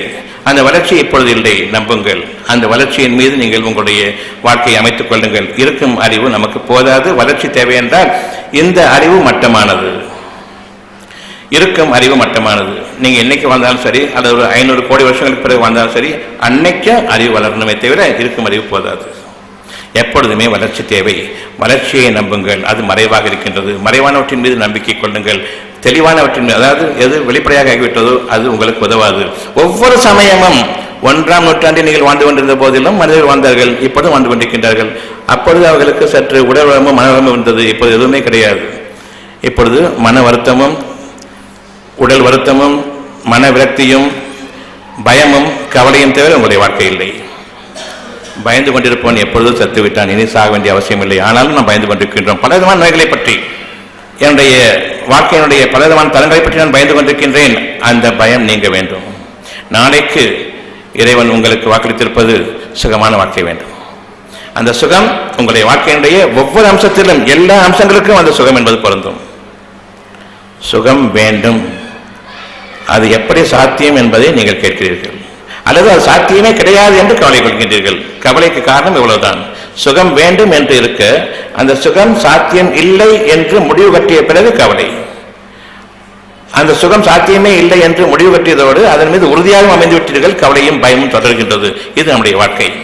பிறகு நாம் சுகத்தை கேட்கின்றோம். இறைவன் முதலில் உங்களுடைய உணர்வுகளுக்கு அளிப்பது சுகம் என்ற உணர்வு. அது வேண்டும் வேண்டும் வேண்டும் வேண்டும், சதா அந்த இருதயம் அடித்துக் கொண்டிருக்கின்றது, எனக்கு சுகம் வேண்டும் என்று. இது இறை உணர்வாகும். இந்த இறை உணர்வை பின்பற்றுங்கள், இறைவனை பின்பற்றுங்கள். எல்லா வகையான தீர்வுக்கும் அறிவின்மைதான் காரணம், கவன இன்மைதான் காரணம், என்னுடைய அறிவின் போதாக்குறை காரணம். நான் வளரும் பொழுது அறிவும் வளர வேண்டும். குழந்தை 6 அடி வளரணும், 7 அடி வளரணும்னு ஆசை இருக்குது, அறிவு வளரணும் கிடையாது. இருக்கிற அறிவு படிச்சுட்டா போதும், ஃபர்ஸ்ட் மார்க் வாங்கிட்டா போதும். ஆனால் இருக்கக்கூடிய அறிவு வளர வேண்டும், வளர்ச்சி தேவை. அதனை நாம் இதுவரையில் பிரார்த்தனையாக அமைக்கவில்லை. இன்று முதலாக என் குழந்தை ஃபர்ஸ்ட் மார்க் வாங்கணும், அந்த பிரார்த்தனையை விட்டுவிடுங்கள். நல்லறிவு வேண்டும். எந்த வளர்ச்சி எனக்கு தேவையோ அந்த அறிவை நீ கற்றுக்கொடு. இறைவன் ஒருவனை தவிர கற்றுத்தர முடியாது, ஏனென்றால் அது மறைவாக இருக்கின்றது. இன்று இருக்கக்கூடிய அறிவு மட்டமானது. எனவே எனக்கு அறிவினுடைய வளர்ச்சி தேவை. அது உலகம் அடியும் நாள் வரையிலும் நான் வாழ்ந்தாலும் சரி, அன்று இருக்கக்கூடிய மக்களுக்கும் அறிவின் வளர்ச்சி தேவை. வளர்ச்சியை நம்புங்கள், அறிவை நம்பாதீர்கள். அறிவு போதாது, குறை கொண்டது. குறைபட்ட அறிவு அது ஒரு கரையான அறிவு, கரைபட்ட அறிவு. இந்த அரை குறை அறிவை நம்பி நாம் வாழ்ந்தால் அரை கிணறு தாண்டிய கதைதான். பாடும் கிணற்றில் விழுவோம், விழுந்து கொண்டிருக்கின்றோம். எப்பொழுது உங்களுடைய பிரார்த்தனையை அமைத்துக் கொள்ளுங்கள். படித்தவன் படித்து முடித்து விட்டான், அறிவெல்லாம் கிடைச்சிருச்சா, இனிமே அறிவு தேவையில்லையா? படித்ததை கொண்டு நீங்கள் என்ன சம்பாதிச்சிங்க? பணம். வேற எதை சம்பாதிச்சிங்க? ஒன்றும் கிடையாது. அந்த பணத்தை கொண்டு உங்களுக்கு தண்ணியை கொண்டு வர முடியுமா? அந்த பணத்தை கொண்டு உங்களுக்கு காற்றை சுத்தப்படுத்த முடியுமா? அந்த பணத்தை கொண்டு ஒரு வியாதியை குணமாக்க முடியுமா? அந்த பணத்தை கொண்டு பொருளாதார நஷ்டங்கள் வராதுங்கிற உறுதி கொள்ள முடியுமா? இன்னைக்கு அந்த பணத்தை கொண்டு உங்களுடைய குடும்ப சச்சரவுகளிலும் நட்புறவுகளில் ஏற்பட்ட விரிசல்களிலும் குடும்ப பிரச்சனைகளிலும் உங்களுக்கு விடுதலை செய்ய முடியுமா? முடியாது, ஒரு காலம் முடியாது. குற்றங்கள் அதிகரித்துக் கொண்டிருக்கும். பணத்தின் காரணமாக குற்றங்களும் குறைகளும் அதிகரித்துக் கொண்டிருக்குமே தவிர குறையாது, ஒருபோதும் குறையாது. அந்த குற்றங்களையும் குறைகளையும் உங்களுக்கு ஈட்டுத் தரக்கூடிய அந்த பணத்தை தான் சம்பாதிக்கின்றீர்கள். அந்த பணத்தை சம்பாதிப்பது உங்களுக்கு பாதுகாப்பு என்று எண்ணிக்கொண்டிருக்கின்றீர்கள். இல்லை, பணத்தை நீங்கள் தான் பாதுகாத்துக் கொண்டிருக்க வேண்டும் வாழ்நாள் முழுமைக்கும். அந்த பணத்தை பாதுகாப்பதே உங்களுக்கு பெரும் கவலையாக இருக்கும், பெரிய வேலையாக இருக்கும். பணம் உங்களை பாதுகாப்பதில்லை, நீங்கள் பணத்தை பாதுகாக்க வேண்டும். அது ஒரு கவலை, கூடுதலான கவலை உங்களிடம் சேர்ந்து கொள்ளும். அந்த கவலையிலிருந்தும் நீங்கள் விடுபட வேண்டும் என்றால் நல்லறிவு இருந்தால் பணம் என்னை தேடி வரும். நல்லறிவு வேண்டும், புது அறிவு வேண்டும் என்பதை நம்புங்கள். அந்த புது அறிவு என்பது கண்டுபிடிப்புக்கான அறிவு. எதற்கெல்லாம் நீங்கள் விடிவு இல்லையோ அந்த புது அறிவு விடிவை கொண்டு வரும் என்பதை நம்புங்கள். உங்களுக்கு இருக்கக்கூடிய ஒரே ஒரு நோய் சுகவீனம். உங்களுக்கு தேவையானது ஒன்றே ஒன்று, சுகம் வேண்டும், அவ்வளவுதான். ஆயிரக்கணக்கான நோய்களின் பெயர்களையும் அதற்குரிய மருந்துகள், இன்னும் 10,000 மருந்துகளையும் வைத்துக் கொண்டு எண்ணிக்கொண்டு உங்களுடைய வாழ்க்கையை நீங்கள் வாழ்ந்து முடிக்க முடியாது என்பதை அறிந்து கொள்ளுங்கள். சுகம் வேண்டுமா வேண்டாமா என்று கேட்டால் வேண்டும். அது இருக்கிறதா இல்லையா? கிடையாது. ஆகவே அறிவு கிடையாது, நல்லறிவு வேண்டும். என் இறைவனை சுகத்தை கொடுக்கும் அதே நேரம் அது எவ்விதமாக சுகமடைகின்றேன் என்ற அந்த நல்லறிவையும் கொடுப்பாக இறைவனை என்று கேட்க வேண்டும். சுகத்தின் மீது நாம் அமைய வேண்டும். அந்த ஒரு உணர்வை தவிர நம்முடைய கவனம் எங்கும் திரும்பக்கூடாது. சுகமடைய மாட்டா என்று கூறக்கூடிய அந்த மனிதர்கள் என்னுடைய சமூகத்திலிருந்து விலக்கப்பட்டவர்கள். அதனை நம்பக்கூடிய அந்த சமூகத்தினரும் என் முன்பாக என் சமூகத்தை எனக்கு நட்புறவாக இருக்க முடியாது. சுகத்தை யார் நம்புகின்றார்களோ அவர்கள் என்னை சார்ந்தவர்கள். நல்லறிவு படைப்பதற்கு என் தேவைகளின் மீது நான் எவ்வளவு நாட்டம் கொள்கின்றனோ அந்த அளவுக்கு கவனத்தினுடைய ஈர்ப்பு இருக்கும் என்பதை நம்புங்கள். என் தேவைகளின் மீது எந்த அளவுக்கு நான் நாட்டம் கொள்கின்றேனோ அந்த அளவுக்குத்தான் கவனத்தினுடைய ஈர்ப்பு. ஒரு சிறு சிறு அசைவுகள் கூட, என்னை விட்டு நீங்கக்கூடிய ஒரு அசைவுகள் கூட எனக்கு கவனத்திற்கு வரும். அதை நான் மீண்டும் தக்க வைத்துக் கொள்ளக்கூடிய மகத்தான் பாக்கியத்தின் மீது அமைவேன். எனவே நன்மைகளின் மீது நீங்கள் உங்களுடைய எண்ணங்களை மேற்கொள்ளுங்கள். தீமைகளின் மீது இருக்கக்கூடிய அந்த கவலையை நீக்கிக் கொள்ளுங்கள். நான் தீமைகளை விரும்பும் பொழுதெல்லாம் கவலை கொள்ளாவேன். ஏனென்றால் நன்மை வேண்டும், தீமைகள் தான் இருக்கிறது என்பது பொது அறிவு. அதனை நான் நம்பிக்கை கொண்டேன் என்றால் பெரும்பாலும் அதனை நம்புவதன் காரணமாக நானும் அதை நம்பிக்கை கொண்டேன். இந்த நம்பிக்கை தான், தீமையின் மீது நம்பிக்கை தான் எனக்கு கவலைக்கும் பயத்திற்கும் காரணம். சுகமான வாழ்க்கை வேண்டுமென்றால் நல்லறிவு வேண்டும். இருக்கும் அறிவு போதாது, அறிவின் வளர்ச்சியின் மீது உங்களுடைய கவனம் இருக்கட்டும். அந்த அறிவின் வளர்ச்சி இறைவன் உங்களுக்கு கொண்டு வருவான். அது புதிய கண்டுபிடிப்பாக இருக்கும், உங்களுடைய வாழ்க்கைக்கு உறுதி சேர்க்கக்கூடியதாக இருக்கும். கவலையை நீக்கி, பயத்தையும் நீக்கி, அமைதியையும் சாந்தத்தையும் சமாதானத்தையும் கொண்டு வரக்கூடிய அந்த பாதையின் மீது அமைய வேண்டும் என்றால் இன்று நல்லறிவை கேளுங்கள். ஒரு நோய் வந்துவிட்டது, சுகம் வேண்டும் என்ற உள்ளுணர்வு, இறையுணர்வு, இறைவனை பின்பற்றுங்கள். அந்த உணர்வுகளை பின்பற்றுங்கள், வேறு எதனையும் பின்பற்ற வேண்டாம். பொய்யையும் வீண் பேச்சுக்களையும் வீண் ஆரவாரங்களையும் அதிகமாக செய்யமெடுக்காதீர்கள். எதில் நன்மை இல்லையோ அதனை படிக்கவும் வேண்டாம், பார்க்கவும் வேண்டாம். நன்மையை நம்புங்கள். நான் என்று சம்பாதிக்கின்றேன் என்றால் அந்த சம்பாத்தியத்திற்கு பின்னணி நல்லறிவாகும், பிற மனிதர்களிடம் இல்லாத ஒரு அறிவாகும். ஆகவே நல்லறிவு இருக்கும் பொழுது அது இறை பாக்கியம். அந்த இறை பாக்கியத்திற்கு இந்த பணம் உங்களை தேடி வரும். மனிதர்களுடைய அறிவை நீங்கள் படிப்பீர்களானால் பணத்தை தேடி நீங்கள் ஓட வேண்டியிருக்கும். இந்த இரண்டில் அந்த பணம் என்னுடைய காலடியில் வந்து விட வேண்டும், அது எனக்கு அடிமை என்று நம்புங்கள், விரும்புங்கள். மனிதர்களுடைய வழிமுறைகளை பின்பற்றினால் நாம் பணத்தை தேடி ஓட வேண்டியிருக்கும், நாம் பணத்துக்கு அடிமையாகி விடுவோம். மனம் என்ற அந்த மகத்தான இறை பாக்கியத்தின் மீது உங்களுடைய வாழ்க்கை என்று அமைய வேண்டும். சுகம் வேண்டும் என்று இருக்கும் பொழுது வேண்டாம் என்று, சுகம் வேண்டாம் என்று நான் அதை நிராகரிக்கின்றேன், சுகம் அடையாது, இதற்கு சுகம் கிடையாது என்று மனிதர்கள் கூறக்கூடிய அந்த கூட்டுகளை கேட்டுக்கொண்டு நான் சுகம் அடைய மாட்டேன் என்று கூறுகின்றேன். ஒரு பக்கம் இறைவனுடைய உணர்வு சுகமடைய வேண்டும், இன்னொரு பக்கம் மனிதர்களுடைய அறிவு சுகமடைய மாட்டீர்கள். நான் நம்புவது எதனை? மனிதர்களுடைய அறிவை. ஏனால் பெருங்கூட்டம் நம்புகின்றது சுகமடைய மாட்டேன் என்று. இதில் என்ன லாபம் இருக்கிறது? சுகமடைய மாட்டேன் என்று கூறுவதன் காரணமாக என்ன லாபம் இருக்கின்றது? ஆனால் சுகமடைய வேண்டும் என்ற அந்த நாட்டம் இருக்கும் பொழுதெல்லாம் என்னுடைய மனதினுடைய கவனத்தினுடைய ஈர்ப்பு, அதில் நல்லறிவு நிச்சயமாக பிறக்கின்றது. கவனம் மிக முக்கியமாக இருக்கின்றது. சிந்தனை என்பது தானே நிகழக்கூடியது. நீங்களாக சிந்தனையில் நுழைவது என்பது யோசனைகளாகும். மனிதர்களுடைய வழிமுறைகளில் எந்த வழிமுறையை மேற்கொள்ளலாம் என்ற யோசனைகளில் மட்டும்தான் ஆகுமே தவிர சிந்தனை அதில் கிடையாது. நான் நன்மையை நம்பும் பொழுது என்னுடைய தேவைகளின் பக்கம் அது தானாக திரும்பும். இது மகத்தான இறை பாக்கியம், இறைவனுடைய வழிமுறை. அவன் வழிகாட்டுகின்றான். சிந்தனையின் நல்லறிவு, இது இறை வழியாகும். நான் சுகமாக வேண்டும் என்று இருக்கிறது, சுகமாக மாட்டேன் என்று மனிதர்களுடைய அறிவையும் ஏற்றுக்கொண்டேன். இருந்தாலும் சுகமடைய வேண்டும் என்ற அந்த எண்ணத்தை நீக்க முடியாது. ஆமாம் தானே? சுகமடைய வேண்டும் என்று என்னுடைய உள் உணர்வு எனக்கு அறிவிக்கிறது. அதுதான் என்னுடைய வாழ்க்கையினுடைய தேவை. சுகமடைய மாட்டேன், இதில் உங்களுக்கு சுகம் கிடையாது, செத்துத்தான் போவே, மனிதனுடைய அறிவு. அதனையும் ஏற்றுக்கொண்டேன். இப்ப ரெண்டு இருக்குது மனசுல. இந்த ரெண்டுல எது வேணும்? எதை ஏற்றுக்கொள்ளணும், எது நிராகரிக்கணும்? சுகமடைய மாட்டேன், மனித அறிவு ஸ்பெஷலிஸ்ட் சொல்லிட்டாரு. ஆகையினால நான் சுகமடைய மாட்டேன் என்று ஏற்றுக்கொண்டு இன்று கவலையிலும் பயத்திலும் இருக்கின்றேன். என்ன லாபம் இல்லை? பிறகு எதுக்கு மறந்து? சுகமடைய மாட்டேன் சொல்றது எதுக்கு மறந்து? எனவே நாம் தவறுக்கு மேல் தவறு, ஒன்றுக்கு மேல் பல தவறுகளை அடுக்கிக் கொண்டிருக்கின்றோம். இன்னும் நாம் சுகவன்கள் ஆகிக் கொண்டிருக்கின்றோம். இருந்தாலும் சுகமடைய மாட்டேன் என்று கூறிய பிறகு சுகமடைய வேண்டும் என்ற அந்த இறையுணர்வு உங்களை விட்டு நீங்காது. எனவே சுகமடைய வேண்டும், சுகமடைய மாட்டேன் என்ற அந்த இரண்டும் எப்பொழுதும் ஒரு போராட்டமாக. Your heart becomes a war field. அந்த போராட்டத்தில் படிப்படியாக செத்துக்கிட்டு இருக்கும். இந்த இரண்டு எண்ணங்கள் ஒன்றுக்கொன்று நேர் விரோதமான எண்ணங்கள். சுகமாக வேண்டும், சுகமாக மாட்டேன் என்ற இந்த இரண்டு எண்ணங்களும் மோதும் பொழுது அங்க உயிர்கிட்ட இருக்குமாங்க. ஒன்று சுகமடைய மாட்டேன் விட்டுருங்க, சுகமடைய வேண்டும் எண்ணத்தை விட்டுருங்க, முடியுமா? அப்ப சுகமடைய வேண்டும் என்ற எண்ணத்தை எடுத்துக்கொண்டு சுகமடைய மாட்டேன் என்று கூறக்கூடிய அந்த எண்ணத்தை விட்டுவிடுங்கள். அந்த கற்பனை, அந்த கற்பித்தலை, அந்த கெட்ட அறிவை, மனித அறிவை நீக்கிக் கொள்ளுங்கள்.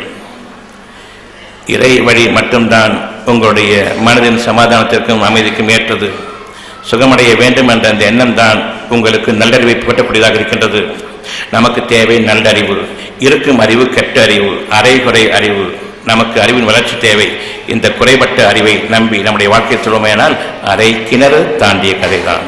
இன்று அந்த பாடும் கிணற்றில் தான், அதாவது ஐசியு, பாடும் கிணறு என்பது ஐசியு, இன்டென்சிவ் கேர் யூனிட். அங்கே போகாமல் உங்களுடைய மரணம் கிடையாது. சித்திரவதைக்கும் நரக வேதனைக்கும் உள்ளாக்கி பிறகு நீங்கள் மரணம் அடைவீர்கள். இந்த மரணம் இனி கூடாது. நல்ல நிலையில் பேசிக் கொண்டிருக்கும் பொழுது சுகமான சூழ்நிலையில் அந்த தருணம் மரணம் அடைய வேண்டும். ஆனால் இவர்கள் நல்லாத்தான் இருந்தார், ஏன் செத்து போயிட்டாரு? நல்லா இருக்கும் போது சாவணும். இந்த மாதிரி அடிபட்டு உதப்பட்டு மிதிப்பட்டு நரக வேதனை இல்லை, அது நல்ல மரணம். இது நல்லா இருந்தார், செத்து போயிட்டாரு, தப்பு. இந்த மனிதர்களையா நீங்கள் பின்பற்றுவீர்கள்? வீடுகளில் இருக்கும் நிலையில் நல்ல நிலையில் நாம் மரணமடைய வேண்டும். இதனையும் நீங்கள் நம்புங்கள். ஐசியூவில் சேர்ந்து கடைசி வரைக்கும் நரக வேதனை அனுபவித்து சாகக்கூடிய அந்த மாதிரியான நம்முடைய வாழ்க்கை முடியக்கூடாது என்பதையும் நம்புங்கள். ஒவ்வொருவருக்கும் ஒன்றே ஒன்றுதான் தேவை, சுகம். அந்த சுகம் இறை உணர்வாகும். இறை உணர்வை பின்பற்றுங்கள். சுகம் ஆகாது என்று கூறக்கூடிய இந்த தரித்திரம் பிடித்த ஆங்கில மருத்துவத்தை பின்பற்ற வேண்டாம். மனித சமுதாயத்தினுடைய சாபக்கேடு ஆங்கில மருத்துவம் என்பதை அறிய வேண்டும். மற்ற மருத்துவங்கள் இவ்வளவு ஆணவம் பிடித்து ஆடாது ஆங்கில மருத்துவத்தை தவிர. எனவே ஆங்கில மருத்துவம் என்ற அந்த தரித்திரம் பிடித்த சாபக்கேட்டை உங்களுடைய வீடுகளில் இருந்து நீக்கிக் கொள்ளுங்கள். சுகமடைய வேண்டும் என்பது ஒரு எண்ணம் தான். இறை நம்பிக்கை, கடவுள் நம்பிக்கை, தெய்வ நம்பிக்கை என்று ஒன்று இருப்பது சத்தியமானால் எது நன்மையோ அது சத்தியம் நிகழும். நன்மையை நம்புங்கள், சுகம் வேண்டும். தரித்திரம் பிடித்த மனிதர்களுடைய மருத்துவ அறிவை ஒரு காலம் படிக்கவும் வேண்டாம், செய்திகளாக கூட படிக்க வேண்டாம். நம்முடைய வாழ்க்கையினுடைய தரித்திரம், நம்முடைய வீடுகள் என்ற தரித்திரம், அதை நீக்க வேண்டும். செய்தித்தாள்களை படிக்கக்கூடாது, நல்லறிவு வேண்டும், இருக்கும் அறிவு கூடாது என்பதை நீங்கள் அறிய வேண்டும். இதில் உங்களுக்கு எந்த விதமான புது செய்தியும் அல்ல. உங்களிடம் இருக்கக்கூடிய கவனத்தை நன்மையின் பக்கம் திருப்பி இருக்கின்றேன், அவ்வளவுதான். இது என்னுடைய வாழ்க்கை. அதன் காரணமாக நான் ஆங்கில மருத்துவத்தை விட்டொழித்தேன். அந்த மருத்துவத்தினுடைய அவ்வளவு புத்தகத்தையும் குப்பையில் வீசினேன். ஏனென்றால் தரித்திரம் பிடித்த அறிவு கூடாது, கொலைகாரர்களுடைய அறிவு கூடாது, கள்ளத்தனமான அறிவு கூடாது, வேண்டாம். சுகமான அறிவு வேண்டும், நல்லறிவும் நல்லுணர்வும் வேண்டும். நீங்களும் திரும்புங்கள். படிப்பறிவை நம்பாதீர்கள். அது ஒரு குப்பை தொட்டி என்பதை அறிந்து கொள்ளுங்கள். அது ஒரு சாக்கடை என்பதை அறிந்து கொள்ளுங்கள். பணத்தை தேடி ஓட வேண்டியிருக்கும். நல்லறிவை கேளுங்கள், கண்டுபிடிப்பாளர்களாக ஆகுங்கள். புதிய அறிவு கண்டுபிடிப்பாகும். ஒவ்வொருவருக்கும் தேவை இருக்கிறது. லேசானதும் மிகையானதும் அழகானதுமான அறிவு வேண்டும். அறிவின் வளர்ச்சியை நம்புங்கள், அறிவை நம்பாதீர்கள். அந்த அறிவு அரைகுறையானது. அந்த அறிவை உபயோகப்படுத்தும் போது அரை கிணறு தாண்டிய அந்த கதை தான். பாடும் கிணற்றில் நீங்கள் விழுவீர்கள், விழுந்து கொண்டிருக்கின்றீர்கள். இப்பொழுது திரும்புங்கள், நல்லறிவு வேண்டும். உங்களுடைய இறைவனிடம் நீங்கள் திரும்புங்கள். என் இறைவனை எனக்கு நல்லறிவை கொடுப்பாயாக கேளுங்கள். இந்த பிரார்த்தனை மட்டும்தான் உங்களுக்கான பிரார்த்தனை. இவ்வளவு கேள்விகளுக்கும் உரிய ஒரே பதில், இதில் சுகம் இல்லை. இந்த அறிவையும் இந்த வழிமுறையையும் இவர்களுடைய diagnosis, kidney failure, headache, migraine, sugar, arthritis, hernia, allergy, சளி, எவன் பேர் வைக்க சொன்னா இதுக்கெல்லாம்? ஒன்று குணப்படுத்த முடிஞ்சா குணப்படுத்தி விட்டுட்டு, அப்படின்னா பேசாமல் போக வேண்டியது. ஒவ்வொன்றுக்கும் ஒரு பேர் வச்சுக்க. ரிப்போர்ட் வேற கையில் கொடுத்து விட்ரு. இதுதான் உங்கள் ரிப்போர்ட்னு சொல்லிட்டு, ரிப்போர்ட் டாக்டர் தான் தேவை, எனக்கு தேவை. ரிப்போர்ட்டை பார்த்து சுகமாக்குறதுக்காக வேண்டி அது என்னன்னு தெரியறதுக்கு டாக்டர் தான் ரிப்போர்ட் தேவை, எனக்கு அது தேவை. உங்கள் கையிலே கொடுத்துட்றாங்க, நீ வச்சுக்க ரிப்போர்ட்டை. நாம் அதை வாங்கிட்டு வந்துடுறோம், வீட்டுக்கு வந்துடுறோம். ஏன் ஒரு ரிப்போர்ட்டு, ஒரு டெஸ்ட் எடுத்து அது யாருக்கு உபயோகப்படும்? டாக்டர் தானே. என்ன நோயின்னு பார்த்து என்ன சுகமாக்கிறதுக்கு டாக்டர் தானே உபயோகப்படும். அதே நீங்கள் வாங்கிட்டு வரீங்க அவங்க வீட்டுக்கு. ரிப்போர்ட்டை நீ வச்சுக்க, சுகத்தை மட்டும் கொடுன்னு கேளுங்கண்ணே. நாம் நேர்வான பாதையின் மீது இருக்க வேண்டும் என்றால், இன்று மனிதர்களை நம்புவதை விட்டும் மனிதர்களுடைய படிப்பில் எனக்கு வாழ்க்கை இருக்கிறது, பணத்தில் வாழ்க்கை இருக்கிறது, நிச்சயமாக இல்லை. அந்த பணத்தை வைத்துக்கொண்டு பிணம் வாங்குவதற்கு கூட கையில் காசு இல்லாமல் ஆகிவிடும். கடன் வாங்கி கொண்டு மருத்துவமனையிலிருந்து பிணத்தை கொண்டு வரக்கூடிய அந்த சூழ்நிலையை பார்த்து கொண்டிருக்கின்றோம். பணத்தில் எந்த நன்மையும் இல்லை. அறிவாற்றல் வேண்டும், அறிவின் உயர்வு வேண்டும். படிப்பறிவு என்பது அறிவல்ல, நல்லறிவு. அறிவினுடைய உயர்வு, வளர்ச்சி எனக்கு தேவை. நீங்கள் ஒவ்வொருவரும் உங்களுடைய மனதில் என் இறைவனை நல்லறிவை கொடு. உலகத்தில் இருக்கக்கூடிய அறிவினுடைய தரம் கெட்டது, தரமான அறிவை கொடு என்று கேளுங்கள். அந்த அறிவில் உங்களுடைய வாழ்க்கை அமைய வேண்டும். ஒவ்வொருவருக்கும் இங்கு 100-200 பேர் இருக்கீங்கன்னு சொன்னால் ஒவ்வொருவருக்கும் தனித்தனியான அறிவு வேண்டும். ஒவ்வொருவருக்கும் தனித்தனியான தேவைகள். ஒவ்வொரு வியாதியும் தனித்தன்மையானது. ஒரு வியாதி அடுத்தவருக்கு பொருத்தமல்ல. தலை வலிக்குதுன்னு சொன்னா இங்க இருக்க 200 பேருக்கும் தலைவலி சொன்னா 200 பேருக்கும் தலைவலி வித்தியாசமானது. ஒரே தலைவலி கிடையாது. ஒருத்தருக்கு காத்துப்பட்டா தலைவலி வரும், ஒருத்தருக்கு காற்று இல்லைன்னா தலைவலி வரும், ஒருத்தருக்கு தும்மல் வரலைன்னா தலைவலி வரும், ஒருத்தர் தும்மல் வந்தால் தலைவலி போயிடும், ஒரு சொட்டு தண்ணி வந்தால் தலைவலி வந்துடும், ஒரு வாசனை வந்தால் தலைவலி வந்துடும், இடிக்கிற மாதிரி இருக்கும், அடுத்துற மாதிரி இருக்கும், பிடிக்கிற மாதிரி இருக்கும், மண்டையை போய் எங்கே முட்டிக்கலாம். ஒவ்வொருத்தருடைய வழியும் ஒவ்வொரு விதமானது. தலைவலி என்பது சாதாரணது. ஆனால் ஒன்று மட்டும் நிச்சயம், என்ன வேண்டும்? சுகம் வேண்டும். ஒரு வார்த்தை. அந்த வார்த்தையில் நீங்கள் நிலைத்திருங்கள். அடுத்தது நல்லறிவு வேண்டும். இந்த நல்லறிவுக்கும் கவனம் தேவை, கவனத்திற்கு பொறுமை தேவை. எனவே உங்களுடைய 3 பிரார்த்தனைகள் இருக்கின்றன. என் இறைவனே, நீ எனக்கு சுகத்தை வேண்டும் என்று அறிவித்திருக்கின்றாய். அதன் மீது நம்பிக்கையை கொடு. ஃபர்ஸ்ட் நம்பிக்கை. அந்த நம்பிக்கை உங்களுடைய உயிரோட்டத்திற்கு ஆதாயம். கலவரப்படுத்துவது உங்களுடைய நோய்க்கு நல்லதா? நம்பிக்கை நல்லதா? சுகமாகாது, பெரிய நோய். கலவரப்படுத்துவது உங்களுடைய நோய்களில் இருந்து உங்களை மீட்குமா அல்லது சுகமாகும், கவலைப்படாது என்ற அந்த ஒரு வார்த்தை உங்களுக்கு உயிரோட்டத்திற்கு உயிர்படக்கூடியதாக இருக்குமா? சுகமாகும் என்ற அந்த நம்பிக்கை அதில் ஆதரவு அளிக்கின்றது. சுகமாக வேண்டும் என்பது இறைவனுடைய நம்பிக்கை, உங்களுக்கு இறைவனுடைய வார்த்தை. உங்களுக்கு அதுமாதிரி நம்பிக்கை இருக்குமானால் உங்களுடைய இருதயத்தில் இறைவனுடைய உணர்வு, இறை உணர்வு இருப்பதை கவனியுங்கள். இதை நீங்கள் கோயிலாக மாற்றுங்கள். உங்களுடைய மனம்தான் உங்களுடைய கோயில் என்பதை இன்று நீங்கள் தெளிவாக அறிய வேண்டும். இங்கு இருக்கிறது என்ற இறைவனுடைய வாக்கு நல்ல ஆசீர்வாதம், நேரடியான வாக்கு. சுகமாக வேண்டும். மனிதர்கள் எவரும் எவ்வளவு அழகாக கூற முடியாது, எவ்வளவு உறுதியாக கூற முடியாது சுகமாக வேண்டும் என்று. இறைவனுடைய ஒரு வார்த்தை சுகமாக வேண்டும், அது தவறாது. நீங்கள் புறக்கணித்தால் தவிர, அது முடியாது என்று நீங்கள் புறக்கணித்தால் தவிர இறைவனுடைய வாக்கு அங்கு இருக்கின்றது. அது நீங்கள் சாகும் வரையில் நீங்கள் அவனுடைய வாக்கு சுத்தமானது. ஒரே வார்த்தை தான், முன்னுக்கு பின் முரண் கிடையாது. நீங்களாக அந்த வாக்குகளை நீக்கிவிட்டு நான் செத்துத்தான் போவேன் என்று முடிவெட்டு விட்டீர்களானால் அது மறைத்து போகும். இறைவன் நீக்கவில்லை, நீங்கள் நீக்கினீர்கள். அந்த இறை உணர்வுகள் இருக்கக்கூடிய, இறைவனுடைய மகத்தான ஆசீர்வாதம் இருக்கக்கூடிய, நல்லாசை இருக்கக்கூடிய அந்த இருதயத்தில் இறைவனுடைய வாக்குகளை மட்டும் வைத்துக் கொள்ளுங்கள். கோயிலாக மாறும். மனிதர்களுடைய அறிவு இறைவனுடைய வாக்கை எதிர்க்கக்கூடிய அளவுக்கு நெருக்கமாக ஆக்கிவிடார்கள். உடனே நுழையக்கூடாது. காதுகளில் நுழையலாம், கண்களில் பார்க்கலாம், இந்த மரமடையில் இருக்கலாமே தவிர இருதயத்திற்குள் மனிதனுடைய அறிவு இறக்கக்கூடாது. மனம் பேதலித்து போகும். அங்குதான் மனமுரண்டான 2 விஷயங்கள், சுகமாக வேண்டும், சுகமாகாது. இந்த 2 கிடையும் தத்தளித்துக் கொண்டிருப்பீர்கள். இதில் உங்களுக்கு உயிரோட்டம் குறையும், இருக்கும் நோய்கள் அதிகமாகும், வேதனைகள் அதிகமாகும். எனவே உங்களுடைய இருதயத்தை நீங்கள் பாதுகாத்துக் கொள்ள வேண்டும். இருதயத்தை தூய்மையாக பாதுகாத்துக் கொள்ள வேண்டும். பயபக்தியோடு அந்த இறைவனுடைய வாக்குகள் அங்கு இருக்கக்கூடிய அந்த எண்ணத்தை வேறு எந்த விதமான அதற்கு புறம்பான தீமையான எண்ணங்களும் தீண்டாமல் பாதுகாத்துக் கொள்ளுங்கள். என் இறைவனே, புனிதமான உன் வாக்குகளை நான் கலங்கப்படுத்தாமல் நீ எனக்கு பாதுகாப்பு கொடு, நம்பிக்கையை உறுதிப்படுத்திக் கொடு. நீ எனக்கு சுகமளிப்பதாயன் எவ்விதம் சுகமளிக்கின்றாய் என்ற அந்த நல்லறிவையும் கற்றுக்கொடு. இன்னும் என் கவனத்தின் ஈர்ப்பு எனக்கு அந்த நல்லறிவை பெற்று தர வேண்டும் என்றால் எனக்கு பொறுமையையும் கொடு. இந்த 3ம் உங்களுடைய பிரார்த்தனையாக இருக்க வேண்டும். எந்த கஷ்டம் இருந்தாலும் சரி, இந்த 3 பிரார்த்தனை தான். ஒருத்தருக்கு தலைவலி, கைவலி, கால்வலி, மூக்கொலி இருந்தால் தனித்தனியாக கேட்க வேண்டாம். தலைவலிக்குது சுகமாக்கு, கை வலிக்குது சுகமாக்கு, மூக்கொலிக்குது சுகமாக்கு. நமக்கே போர்டிச்சு போயிடும் கேட்டு. உன்னை எவ்வளோ பெரிய பிரார்த்தனை பண்ணணும்? அவ்விதமாக இல்லை. சுகம் ஒன்று வேண்டும், அவ்வளவுதான். என் இறைவனே, என் மனதுக்கும் உடலுக்கும் சுகத்தை கொடு. சுகமாக வேண்டும் என்று நீ எனக்கு அறிவித்ததை நம்பக்கூடிய அந்த தகுதிகளில் என்னை நீ அமைப்பாயாக. வாயால் கேட்கக்கூடாது. இறைவன் உங்களுடைய மனதை பார்க்கிறான், உங்களுடைய வாயையோ நீங்கள் மொழிவதையோ உங்களுடைய உருவத்தையோ பார்க்கவில்லை. எனவே நான் இறைவனுக்கு அடிபணிகின்றேன். நீ என்னை கைவிட்டால் நிச்சயமாக எனக்கு நல்லறிவு கிடையாது. ஏனென்றால் உன்னிடமிருந்து தவிர அறிவில்லை. என் இறைவனே, எனக்கு சுகத்தை, நல்லறிவு என்பது சுகமாகும், அறிவில்லை சுகத்தின் கேடு, நன்மையின் கேடு. நல்லறிவை கூடியவனே என்று உங்களுடைய பிள்ளைகளுக்கும் கேளுங்கள். உங்களுடைய பிள்ளைகளை பள்ளிக்கூடங்களுக்கு அனுப்பும் பொழுது இந்த அறிவுக்கு மேலாக நல்லறிவை கூடியவனே. எப்படி தாமஸ் ஆல்வா எடிசன் 6ஆம் கிளாஸ்ல இருந்து விடுவிச்சு புதிய கண்டுபிடிப்பு கொடுத்தியோ அந்த மாதிரி என் குழந்தைகளுக்கு கொடு. 3ஆம் கிளாஸ்லேயே டிராப் அவுட் ஆகட்டும் அந்த நல்லறிவை கொண்டு, அழகான அறிவை கொண்டு. உங்களுடைய பிள்ளைகள் கண்டுபிடிப்பாளர்களாக மாற நினைக்கிறீங்களா அல்லது படிச்சுட்டு யாருக்காவது வேலைக்கு போன ஆசை முடியும்?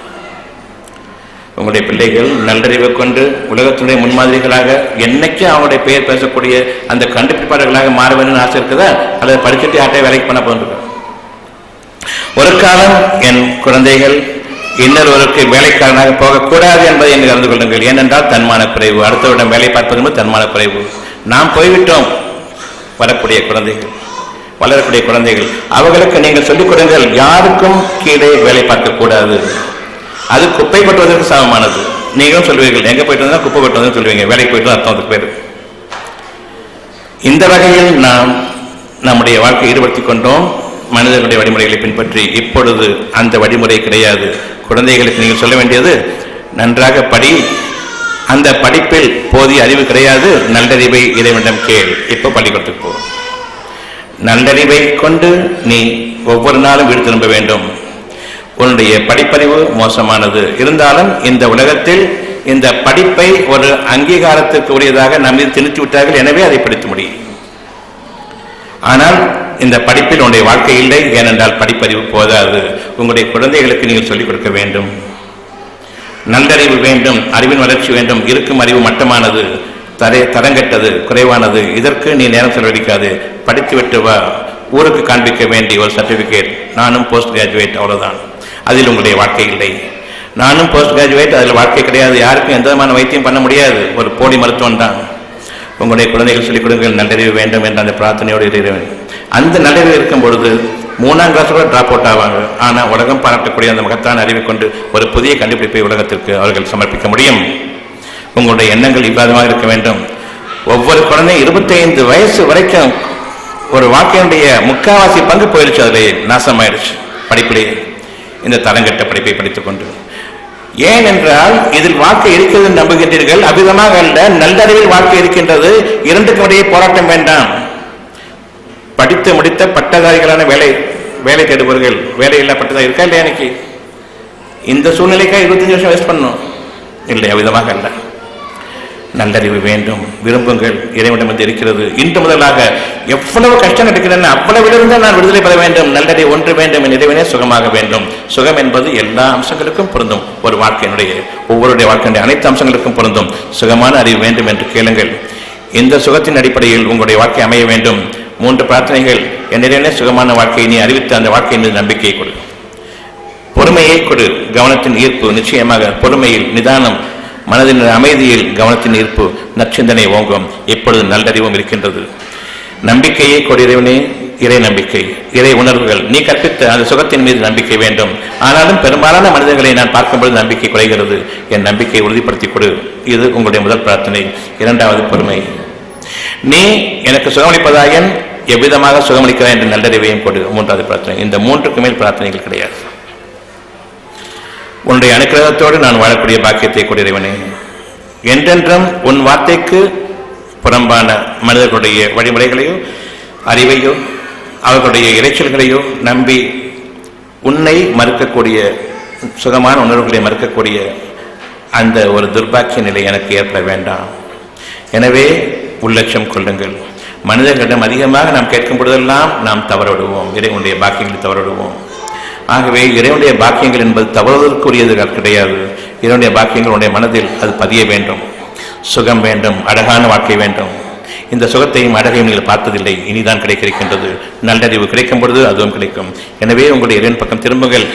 இந்த இறை உணர்வுகளோடு உங்களுடைய இருதயத்தை கோயிலாக மாற்றுங்கள். ஒவ்வொருவரும் அந்த இருதயத்தை மசூதிகளாக மாற்றுங்கள். அந்த இருதயத்தை சர்ச்சுகளாக மாற்றுங்கள். யார் எந்த வழியில் இருந்தாலும் சரி, சுகம் வேண்டும். ஒரு வாக்கு, அந்த ஒரு வாக்கு தான் அவ்வளவு கோயில்களிலும். இந்த கோயிலை விட்டு வெளியேறினால் நிம்மதி அமைதி கிடையாது. இறைவனை பார்க்கவில்லை, ஆனால் இருக்கின்றான் என்பதை அறிவித்தவன் இறைவன் தான். நன்மைகள் அனைத்தும் இறைவனிடமிருந்து, தீமைகள் அனைத்தும் கெட்ட சக்திகள். இதனை அறிவித்ததும் இறைவன் தான். உயிர் என்ற ஒன்று உங்களுடைய உடலை இயக்கிக் கொண்டிருக்கின்றது.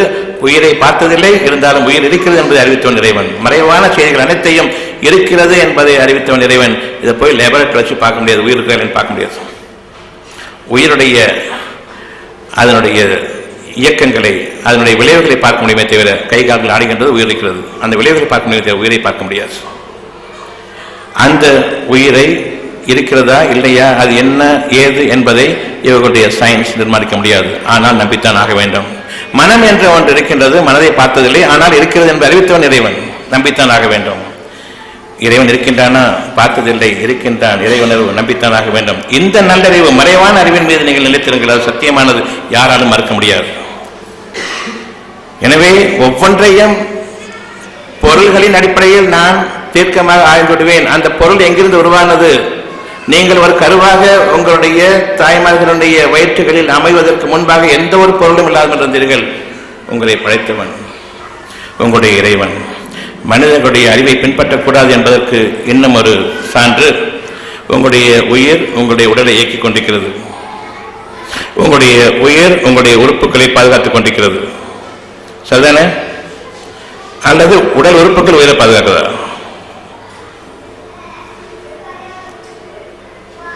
உயிர் உங்களுடைய உடல் உறுப்புகளை பாதுகாக்கிறதா? உடல் உறுப்புகள் உயிரை பாதுகாக்கிறதா? உயிர் உடல் உறுப்புகளை பாதுகாத்துக் கொண்டிருக்கின்றது. உடல் உறுப்பை தானம் செஞ்சா உயிரை பாதுகாத்துடலாமா? உயிரோட்டம் குறைவாக, உயிரோட்டத்தினுடைய குறைவை நாம் ஏற்படுத்திக் கொள்ளாமல் நம்பிக்கையும் ஆதரவையும் கொண்டு அந்த உயிரோட்டத்தை பாதுகாப்பதன் காரணமாக உடல் உறுப்புகள் பாதுகாக்கப்படுமா? அல்லது உடல் உறுப்புகளை தானம் செய்வதன் காரணமாக அந்த உடல் உறுப்பை நீக்கிவிட்டு வேறொரு உடல் உறுப்பை வைப்பதன் காரணமாக உயிர் பாதுகாக்கப்படுமா? உயிர் உடலை பாதுகாக்கிறது என்பது சத்தியம். உயிரை பார்த்ததில்லை, மறைவான அந்த சக்தியை நம்புங்கள், இறை சக்தியை நம்புங்கள். அந்த மறைவான இறை சக்தி நம்பிக்கையை நீங்கள் கொள்ளும் பொழுது உங்களுடைய உடல் உறுப்புகள் பாதுகாக்கப்படும். ஆனால் மனிதனுடைய கெட்ட அறிவு, தரங்கெட்ட அறிவு எது தவறோ அதனை பிரகடனப்படுத்துகின்றது. உடல் உறுப்பை தானம் செய்யுங்கள், உயிரை காப்பாற்றுங்கள் என்று. நல்லறிவு வேண்டும், நற்சிந்தனை வேண்டும், சுய சிந்தனை வேண்டும். உயிர் உடலை பாதுகாக்கின்றது, உடல் உயிரை பாதுகாப்பதில்லை. உடல் அழியும், உயிர் பிரியும். ஒரு நேரம் வரும்பொழுது மரணம் ஆகும். ஆகவே உடலை கொண்டு, உடல் உறுப்புகளை கொண்டு உயிரை பாதுகாக்க முடியாது. உயிரோட்டம் சிதையாமல் பாதுகாக்க வேண்டும். கவலையும் பயமும் உயிரோட்டத்தை தீண்டக்கூடாது. நம்பிக்கையும் ஆதரவும் நிம்மதியும் அமைதியும் இருக்குமானால் உயிரோட்டம் பாதுகாக்கப்படும், உடல் உறுப்புகள் பாதுகாக்கப்படும். என் மனசு ஒரு பயம், கலக்கம் ஏற்பட்டுவிட்டது. அந்த அடுத்த நிமிடம் என்னுடைய இருதயம் வேகமாக அடித்துக் கொண்டிருக்கின்றது. படபடப்பு நின்றுடுமோ என்ற பயம் அந்த அளவுக்கு. ஜனகாத்திரமாக இருக்கக்கூடிய ஒருவன் உடற்பயிற்சி செய்து கொண்டு 25 வயதில் அவனுடைய முழுமையான அந்த உடல் ஆரோக்கியத்தில் இருக்கக்கூடிய அந்த நாளில் கையும் காலும் கட்டுமஸ்தாக தூண் மாதிரி இருக்குது ஒன்று. அப்படிப்பட்ட இருதயம் ஜிம்முக்கு போயிட்டு அந்த மாதிரி பாடி செஞ்சு வச்சிருக்கிறான். ஒரே ஒரு துக்ககரமான நிகழ்ச்சி, தாங்க முடியாமல் அப்படியே நொறுங்கி கொண்டுறான்னு. Heart attack, massive heart attack என்று, மாடைப்பு என்று. மனதில் ஒரு பயம், ஒரு தடுமாற்றம். அவ்வளவு சக்தி மிகுந்த அந்த கால்களும் கைகளும் இரும்பை போன்று வைத்திருந்த அந்த உடற்பயிற்சியின் காரணமாக வைத்திருந்த அந்த உறுப்புகள் பயனளிக்கவில்லை. ஒரு நொடிப்பொழுதில் அவன் பொடிப்படியாக நொறுங்கி விழுந்து சாகின்றான். உயிரோட்டம் மிக அவசியம். உயிரோட்டத்திற்கான பயிற்சி அமைதியும் நிம்மதியும் என்றென்றும் இருக்க வேண்டும். அந்த அமைதியும் நிம்மதியும் பலவீனமாக இருக்கும்போது ஒரு துக்கமான நிகழ்ச்சி அலைக்கடித்து விடுகின்றது. அந்த அமைதியும் பயத்தையும் நீக்கிவிட்டு பயத்தை கொண்டு அந்த இருதயத்தை நொறுக்கி விடுகின்றது. ஒரு செகண்ட்ல அவன் சாகிறான். Total block, heart block, 100% block. இவர் இங்கே வந்து 60% பிளாக்கு, 30% பிளாக்கு, 40% பிளாக்கு. அதன் காரணமாக இருதய வலிக்கிறான். நல்லா இருந்துக்கிறான். 25 வயசு, எதுவுமே கிடையாது. ஒரே ஒரு துக்கமான நிகழ்ச்சி, ஒரு ஷாக் தானே. ஒரு செகண்ட்ல எல்லா பிளாக் 100% பிளாக் ஆகி கீழே விடுறானு. ஹார்ட் அட்டாக் ஆகி எப்படி அது கொடுப்ப. இந்த பிளாக்கு காரணம் 20%, 30% பிளாக், 100% பிளாக், 3 RTM பிளாக் சொல்லி இதே கதையை எல்லாத்தையும் பேசிட்டு உட்காந்துருக்காங்களே. இல்லை சத்தியம் இருக்காதுல்ல. கொடுப்ப காரணம் இப்போ நல்லா இந்த உடல்நிலை 25 வயதுல எந்த கஷ்டமும் இல்லாத நிலையில ஒரு சின்ன ஒரு துக்கமான நிகழ்ச்சி ஷாக்ல வந்து 100% பிளாக் ஏற்பட்டு சத்தானே இல்லையா அவன். இப்ப எது முக்கியம்? கொடுப்ப குறைக்கணுமா, மனசு பாதுகாத்துக் கொள்ளணுமா? உயிரோட்டத்தை பாதுகாத்துக் கொள்ளுங்கள். மனிதனுடைய கெட்ட அறிவு, தரித்திரம் பிடித்த இந்த மருத்துவ அறிவை பின்பற்றாதீர்கள். இதை விட்டுவிட்டு நீங்கள் திரும்பவும் மருத்துவ சொல்கிறார்கள், நிச்சயமாக உங்களுக்கு நீங்கள் அநியாயம் செய்து கொள்வார்கள். வேறு யாரும் உங்களுக்கு அநியாயம் செய்யவில்லை. எனவே நல்லறிவு வேண்டும். படிப்பு, அறிவு என்பது விளக்கமாத்த அறிவு என்பதை அறிந்து கொள்ள வேண்டும். அரைகுறை அறிவு, அறிவின் வளர்ச்சி தேவை. வளர்ச்சியை நம்புங்கள், அறிவை நம்பாதீர்கள். அரை கிணறு தாண்டிய நிலை ஏற்படும். மீண்டும் மீண்டும் வலியுறுத்த வேண்டியதாக இருக்கிறது. உங்களுடைய நற்சிந்தனையும் நல்லறிவும் இறைவன் எதை உங்களுடைய இருதயத்தில் அமைத்தானோ அந்த கோயிலில் அந்த மசூதியில், அந்த சர்ச்சில் மனிதனுடைய அறிவு ஒரு அணுவளவு துரும்பு கூட தீண்டக்கூடாது. மரமண்டையில் இருக்கலாம், அங்கு மூலையில் இருக்கலாம், தவிர உங்களுடைய மனதிற்கு இறங்கக்கூடாது. இறங்கினால் இறைவனுடைய பாக்கியம் நீங்கும். நம்ப ஆரம்பிச்சுள்ளீர்கள். எனவே உங்களுடைய உள்ளத்தை பூஜித்து வாருங்கள். அதில் இருக்கக்கூடிய நன்மைகளுக்கு எதிரான கலங்கங்கள் தீண்டாமல் அந்த இருதயத்தில் உள்ள இறை உணர்வுகளை பூஜை செய்யுங்கள். இது பூஜையாகும். என் இறைவனே, நீ எனக்கு அறிவிக்கக்கூடிய நன்மைகளின் மீது நம்பிக்கையை கொடு, பொறுமையை கொடு. நீ எனக்கு சுகமளிக்கும் பொழுது எவ்விதமாக சுகமளிக்க அந்த நல்லறிவு அறிவின் வளர்ச்சியை எனக்கு கற்றுக் கொடுப்பேன் இறைவனே. இந்த பிரார்த்தனையோடு இந்த வகுப்பு முடிவடைகிறது.